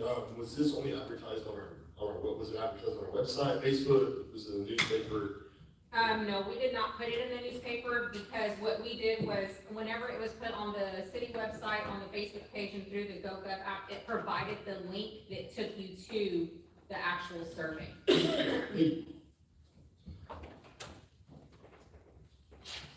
you have any questions or comments from the council?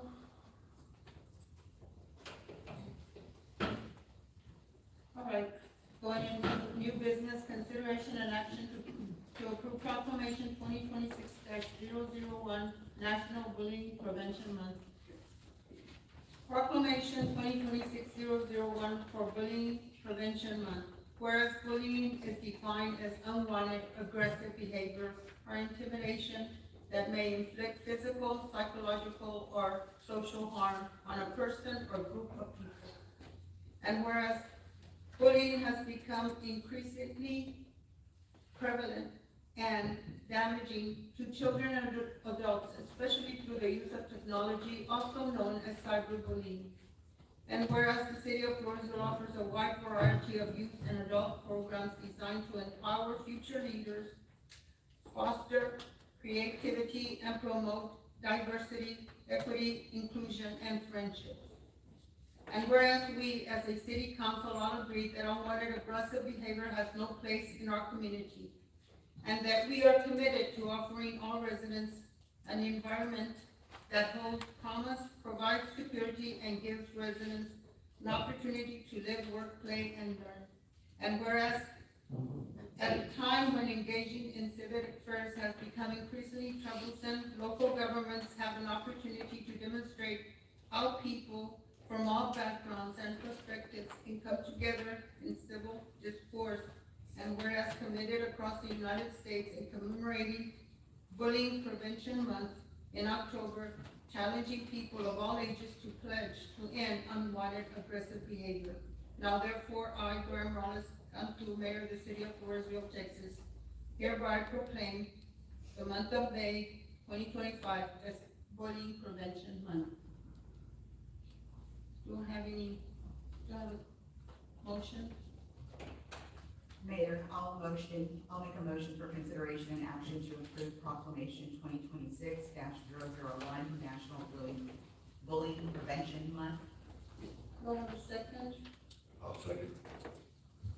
Motion made by Ms. Flores, seconded by Mr. Cantu. All in favor? Do I have any citizens?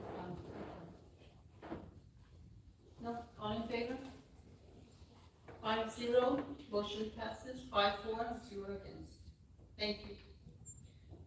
Moving on to item 5E, consideration and action to approve resolution 2026-002 of the government body of the city of Floresville, Texas, appointing one member to the Wilson County, Texas Operational District Board of Directors. Finance Director.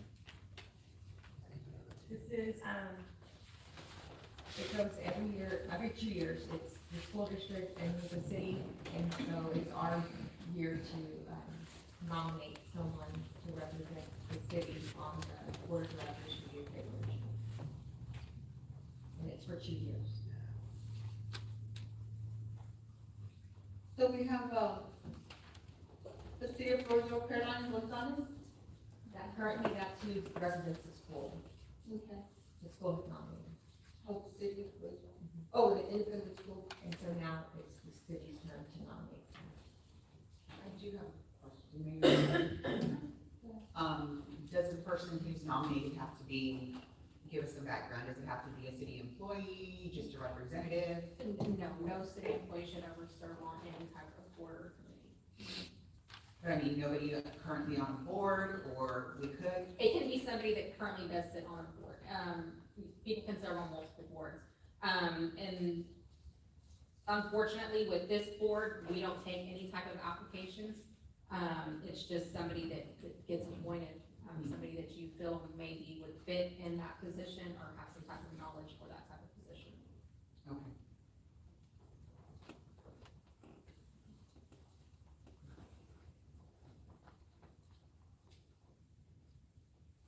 Do I have,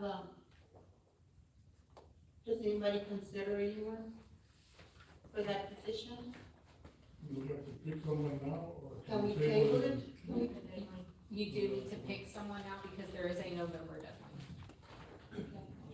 And the deadline is November 10th, or we wouldn't do it until 13th.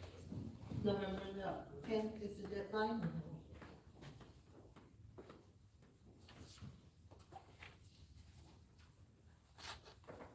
I have a question. Go ahead. Do we know if whoever gets appointed is unable to fulfill those duties, that it would come back to the city to nominate someone else? Or would that entity, do that themselves? I believe it would come back to us, because it is our duty to fulfill that position for this time around. It would not go back to the school, and, I was contacted by the superintendent from the school, and they do not wish to at this time. They wanted to turn it back over to the city. Can we nominate that same person, Caroline Gonzalez? If that's what she would like to do. I mean, if she's not gonna be for the school, what do you all think? I mean, she's been serving there all this time. She has been there for the past 2 years. The school is the one that appointed her. The last person that I believe the council had appointed was Mr. White Rock.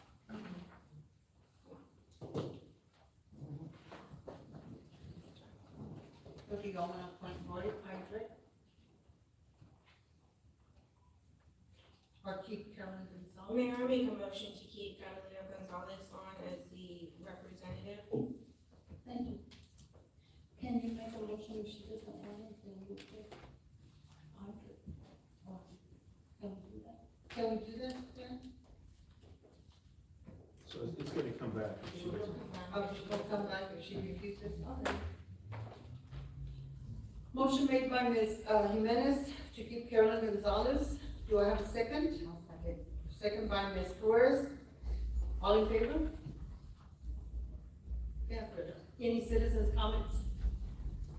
Okay, all in favor, 5-0. Motion passes 5-4, 0 against.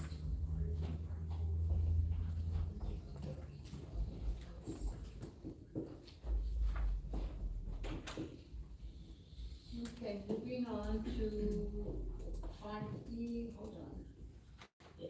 H, consideration and action to appoint 2 members to the Floresville Economic Development Board. City Secretary. Good evening, Mayor and Council. So we didn't get that many applications, but they're all in the packet from what I received. From the last meeting, it was just to appoint 1 member, but I was in contact with Ms. Jimenez Nelson, and we actually had 2 openings, so I began, and it was okay to go ahead and put 2 members to place on the Economic Development Board. So those are all the applications I received.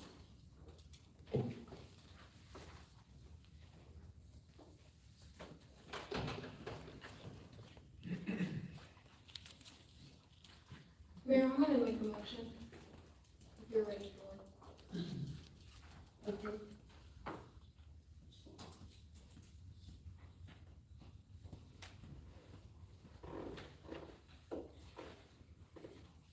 Go ahead.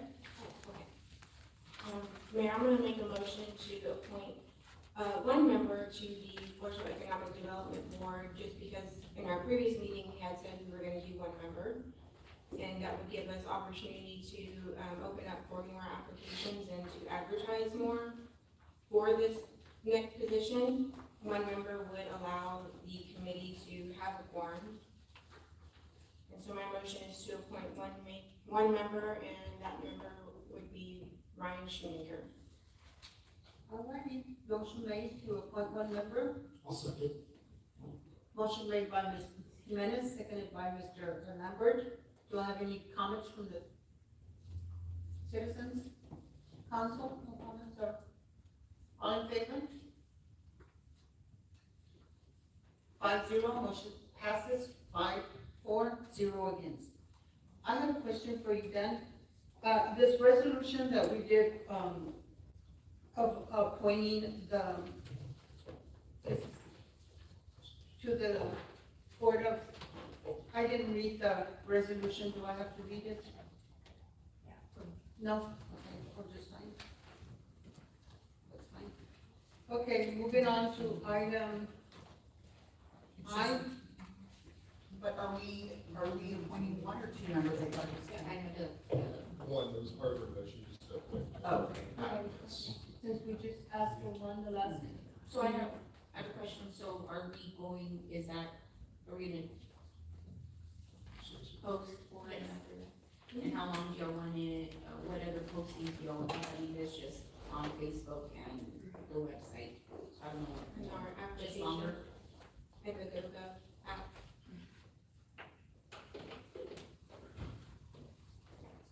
I guess for our next meeting, November 13th? From tomorrow till, so when it's gonna end? Do we have enough time since you have to come?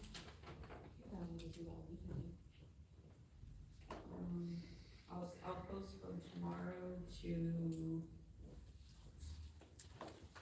I 7th, November 7th, at least that Friday before.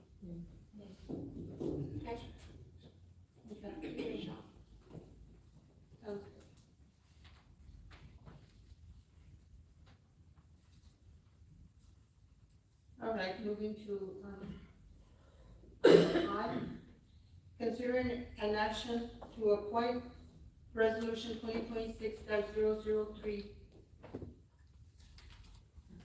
a resolution of the City Council of the City of Floresville, Texas, approving a policy of the City Council of the City of Floresville establishing rules and, the use of council line item funds and the city's purchase of tables and seats for the city council for local or regional events and establishing an effective date.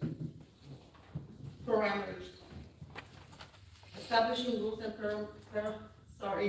for the use of the city council line item funds and the city purchase of tables. Go ahead. So Mayor and Council, we had discussed this at the last council meeting, and you all asked for myself to work with the legal, with the city attorney, and work with the finance director as well to come up with a policy to bring back and present to you all. So that is what is before you all in your packets this evening.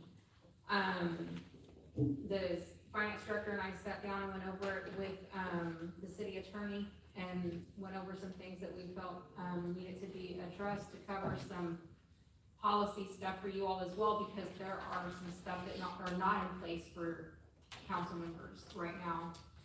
So if you're looking at the policy, one of it will be the charitable contributions, sponsorships, or event tickets. That's going to cover any type of events, such as your Wild Game Dinner, your Consolata Foundation, your Education Foundation.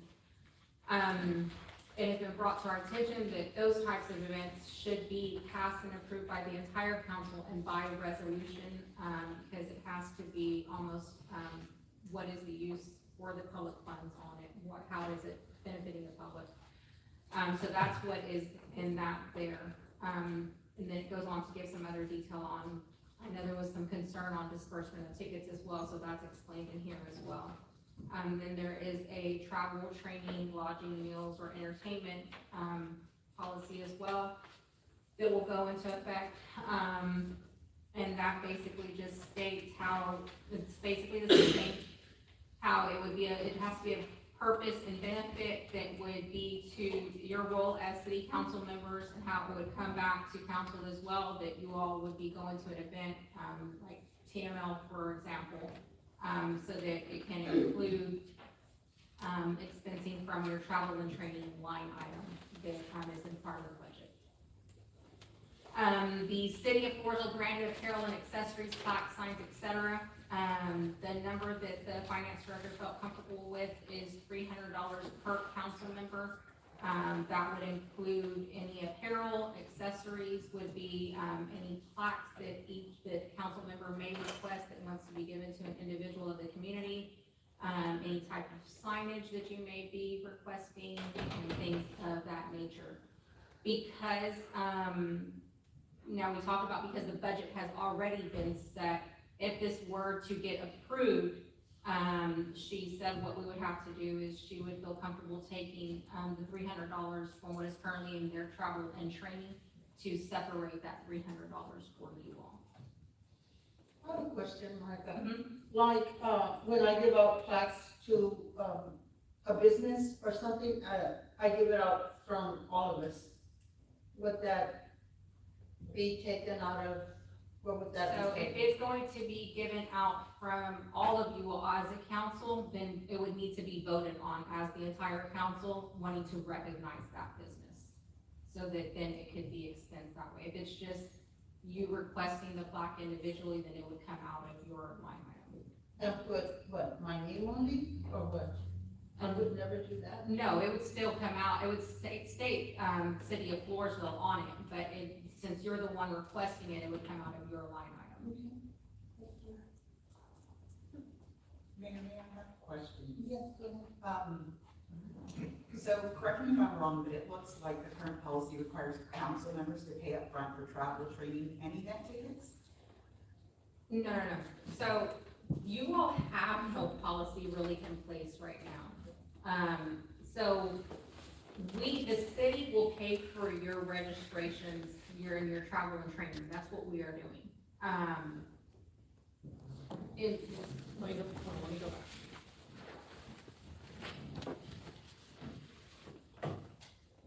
I think it just states that you have, it's gonna be approved prior. Yes, so, and yeah, it would, so, if we knew that everybody was gonna go to TML, we register everybody for TML in June, I believe it is. So in May, we would bring an item to the council to say, who all is gonna go to TML, and does the council approve these members going to TML?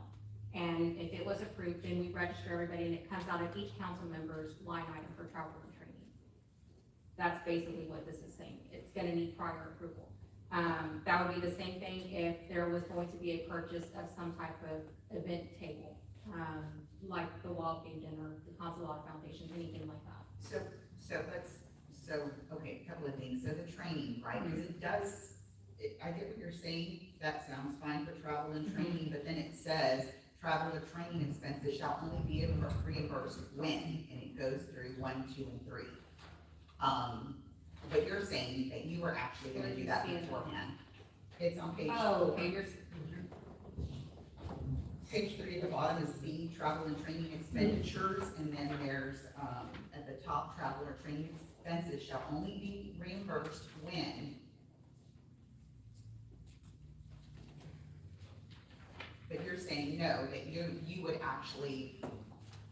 So, no, then it is a reimbursement on that side. Okay, so, yeah, so I have a little bit of an issue with that, and I'll explain why. Okay. So, council members receive only $75 a month. So I'm just saying, not every council member here has. And that's fine, and that's why we brought this to you all. So you all can look at this, and this is a policy for you all. So you all need to tell us if there's something that you don't agree with or something that you feel needs to be changed. But like I said, there was nothing in place for you all. So this is just starting from scratch? Yes. So while I agree that that a policy definitely needs to be put in place, I think that we can work off of this. And so I don't want to just assume that everybody can front the cost, right? I mean, there are some things, but at the same time, I think, the city has a responsibility to attend. And not only that, but when we're purchasing tables, I want to be able to go as council as a whole, so that we can show unified leadership when we're out in our community. I don't want future council members or even current council members to kind of deter from being out there and, being the face in front of our community, right? So I just want to make sure, so those were a couple of things where I was like, wait a minute, I'm interpreting that a little differently. So as far as the tables, the city would pay for the table, but it has to have the council approval prior to the event. Okay. So say, and the way a lot of the times it works is the organization is going to approach a council member. And they're going to say, hey, we're having this event, would the city be interested in purchasing a table? At that time, we bring it to myself or the city secretary and say, hey, I would like to put this item on the agenda to see if the council would consider purchasing for the event. But at the same time, it's gonna have to show what is the purpose of the use of the public funds for it. So, and then that brings up another thing, is that, it kind of says, I think it talks about, that the policy requires council approval for all expenses, but it lacks the criteria for what qualifies as official city business. Now, I may think something is a city official business, and another council member may interpret that differently. So I kind of want those defined. Okay. So we can do that. Yeah. Y'all are the decision makers. Yeah, And that's why it comes to the whole council. They get to decide if they agree with you. They may not. But is this gonna be on a case-by-case basis? Because my thing is, rather than always having it on a case-by-case basis, can we set something that clearly outlines that? So it has to, well, yeah, the Constitution kind of does that, and case law kind of does that. When you're using public funds, it has to serve a public purpose. There has to be a clear benefit to the public, right? And so that's the starting point. So if you're gonna bring something for the rest of the council to look at, that is what the criteria, that's the minimum the criteria should be, is that it's not in furtherance of your interest or some entity's interest, it serves the public's interest. That's the baseline for the use of public funds under the Constitution. So, once you get over that hurdle, then it's just a question of, getting the approval of the rest of the council on whatever that might be. And so, and again, I just want to go back. So in this policy, it's really pertaining to just the tables and travel and training. And as far, let me go back to so when you talk about public purpose, there's a definition for public purpose in the policy. Right, so are you saying we need to define it further than it's defined already? Public purpose is an expenditure that primarily benefits the public, is within the city's legal authority, and provides a return benefit to the city or its residents. So you're saying you want more definition than that for public purpose? I'm just saying, if something comes up, let's say there's an organization that we're a part of, and some, I'm just hypothetically speaking, right? Because these things do come up from time to time, but let's just say there's a city official that attends a networking event. There's alcohol involved or what have you. Is that really, they can argue that, oh, it's been put on by this organization, right? And we're all there. Is that really serving a public purpose? Well, y'all can attend anything y'all want to attend as a city official, in your official capacity. This is just about whether or not some of the citizens pay for it.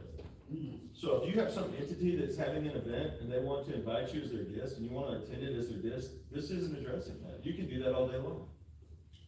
I understand that, but you're attending as their guest. I'm saying as if you're attending even in your official city capacity and you ask the city to buy you a ticket or what have you, does that really constitute? I just want to make sure, I'm just trying to avoid any kind of blurred lines, I guess. Right. I want to be Yeah, and I clear. think that's the great thing about a policy and having it discussed in public and having your peers vote on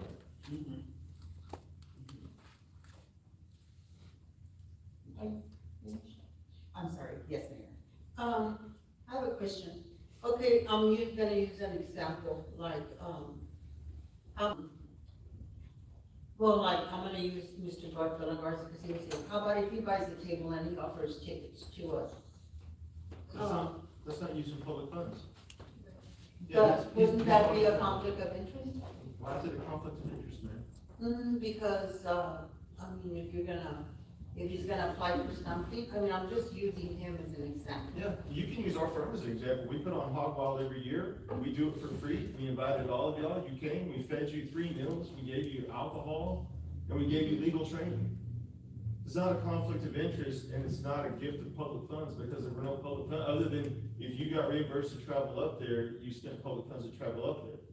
But as a vendor, okay, as someone who contracts with you, what the law says is that I'm the host, as long as I am there, and it's for training purposes, then those things are not conflicts of interest. Those aren't illegal. Those aren't any of those things. It's just like when y'all all go to TML next week. Are y'all going to go to the dinner that Republic hosts? Right? I'm sure you are, probably, right? Well, that's why I'm asking that's these a questions. Right? I don't know. Those aren't conflicts of interest. Those are all accounted for under the law. This policy is this is discussing solely the use of local public funds that are budgeted for things that they need to follow a same or similar process, right? Those events y'all are talking about, those are already vetted, those are already legal, and none of those companies are gonna do something that's gonna get them in trouble, right? Because they are vendors. We have to file forms under 176 if we do that. We have to file a CIQ form when we contract with cities that discloses all of those things if they're outside those parameters. But the parameters are written in the law. What this is addressing are the things that are not. This is talking about expenditures of public funds that are not specifically addressed anywhere else because y'all don't have a policy right now. Okay. When public funds are spent on employees training and employee supplies and employees uniforms, we have all that. That's already in place here in Floresville. The employees know how to do that, and they know when to use public funds and how those are done, and those are overseen by the city manager and the finance director. Nobody oversees the council except city council, and right now y'all don't oversee it because you don't have a policy in place. So this is about transparency, it's about holding each other accountable, but more than that, it's about letting the finance director and the city manager, taking them out of being the ones having to police individual council members, because you've adopted a policy that you're gonna hold yourselves to. Okay. Because it's not their responsibility to do that, right? And so, by doing that, by making it transparent, by taking it's on the council agenda, you're coming in line with what 75% of the cities out there do already.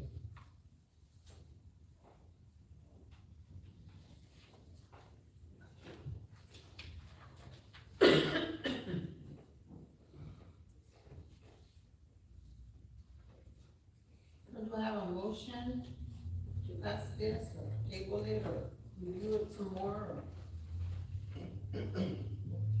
Mayor, I'd like to make a motion to table this and review it some more. Do I have a second? Mayor, is it a motion to postpone? I'm sorry. It's a motion to postpone it, and can you please state when it would come back for review? Yes, I'll make a motion to postpone and what's your next meeting? Let me see. I want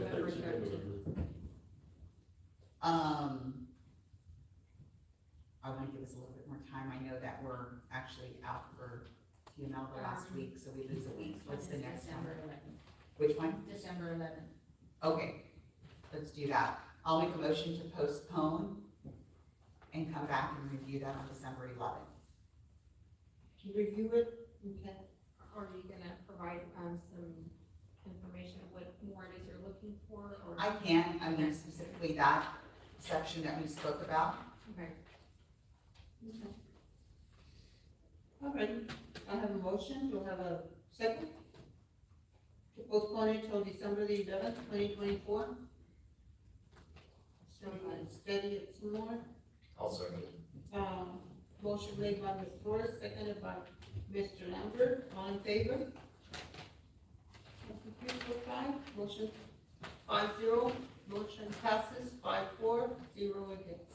Mayor, you didn't ask for comments. I forgot. Do I have any comments? I do. Okay, go ahead. Thank you, Mayor. I just want to thank the staff for working on this policy. I think it's really important that we put something in place for transparency purposes. There's a lot of talk in the community about why the city supports this, doesn't support that. And so I think it puts council in a favorable position to have a policy that we follow. So thank you for the work on this. Okay, moving on to item J, consideration and action to award contract for the US 181 store extension project.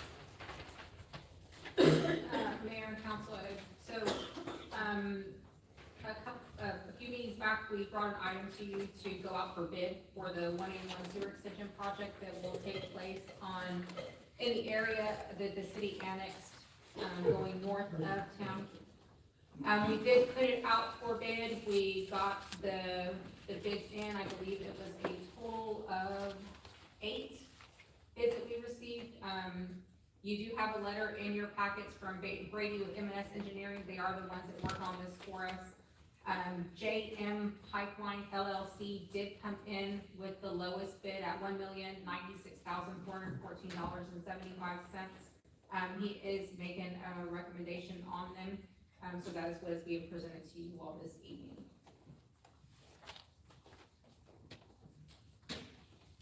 Do I have any citizens' comments or any questions on this?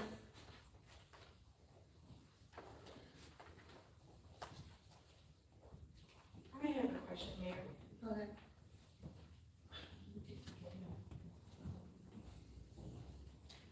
Go ahead. I'm sorry, Mayor. Never mind. I answered my own question. I don't have a question that I have to, it's too small.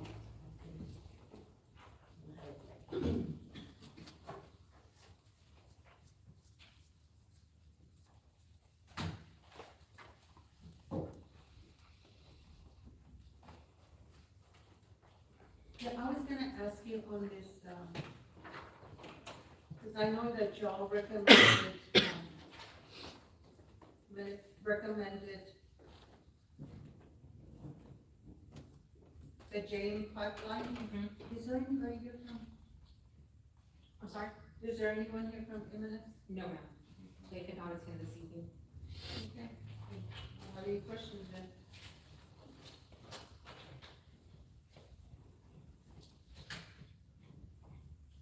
Good for a motion, Mayor.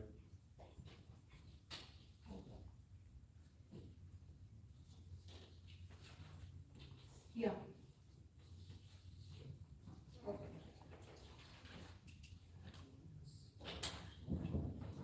I would take a, consideration and action to award contract for the US 181 sewer extension project.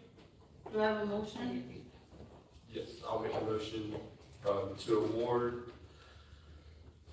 the, JM pipeline for the US 181 sewer extension project. I'll second. Okay, do I have any comments from the citizens or from the council? All in favor? 5-0, motion passes. 5-4, 0 against. I want to thank you all. For those of you that have been with us for a while on council, you all know this is a project that has been trying to move forward for about 3 years now. So I am so glad to finally see this coming up. Good. Thank you, Monica. Yeah. Okay, item K, consideration and action to approve resolution 2026-004, a resolution of the city of Floresville authorizing the filing of a grant application with AACOG for a regional solid waste grant program grant, authorizing the interim city manager to act on behalf of the city of Floresville in all matters related to the application and pledge that it is a grant pledge that if a grant is received. So, the finance director did sit in on a webinar, so I'm gonna kind of let her go over this with you all. I attended the APOC webinar, and they spoke about what would qualify for the solid waste grant application. I then met with Monica, and we discussed just options of what we would have. We did have a short period because they were due on the 21st, the applications. We applied for a code compliance truck vehicle for money, which is $40,000. That's what the last vehicle cost that we got through Enterprise. There's not a matching. It does ask if we have any funding, and I put 5,000, because that's usually what we do every year, around 5,000 for code compliance. But we need the resolution saying you all do support us applying for this. Okay. Thank you. Do I have a motion? I make a motion to approve resolution 2026-004. I'll second. Do I have any comments from the citizens or the council? All in favor? Motion passes 5-0, 5-4, 0 against. Thank you. Thank you. Item L, discuss and take action to adopt resolution 2026-005, awarding an application of planning contract related to resilient communities program planning grant. Good evening, Mayor and Council. Just to give you a quick what's going on with this, the Texas General Land Office, the GLOBE, is offering grants up to $300,000 to eligible entities to develop, adopt, and implement modern resilient zoning ordinances and comprehensive plans, among other things. One of the main factors that we're applying for. Applications will have a maximum of $300,000, which is going to be first come, first served. RFPs were published in our local paper, and we did receive 4 proposals. We did have a committee consisting of 5 people, one of whom is an elected official, Mayor Pro Tem Marisa Jimenez, myself, Cindy Stern, Monica, and Jacob. With the proposals that were presented to us, we had 2 of them that had no cost. So we just kind of rated that. And because all these proposals are rated, we did have a rate sheet and the score were tabulated. We found that after the tabulation, that Denton Navarro, Rodriguez, Burnell, Santee, and Zek had the highest score.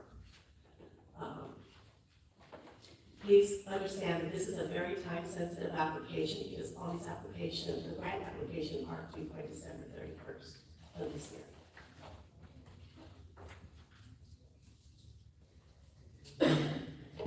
Just so you are, I'm not too sure if Cindy mentioned this, but this grant application is for our comprehensive plan and for our ordinances, to update our ordinances.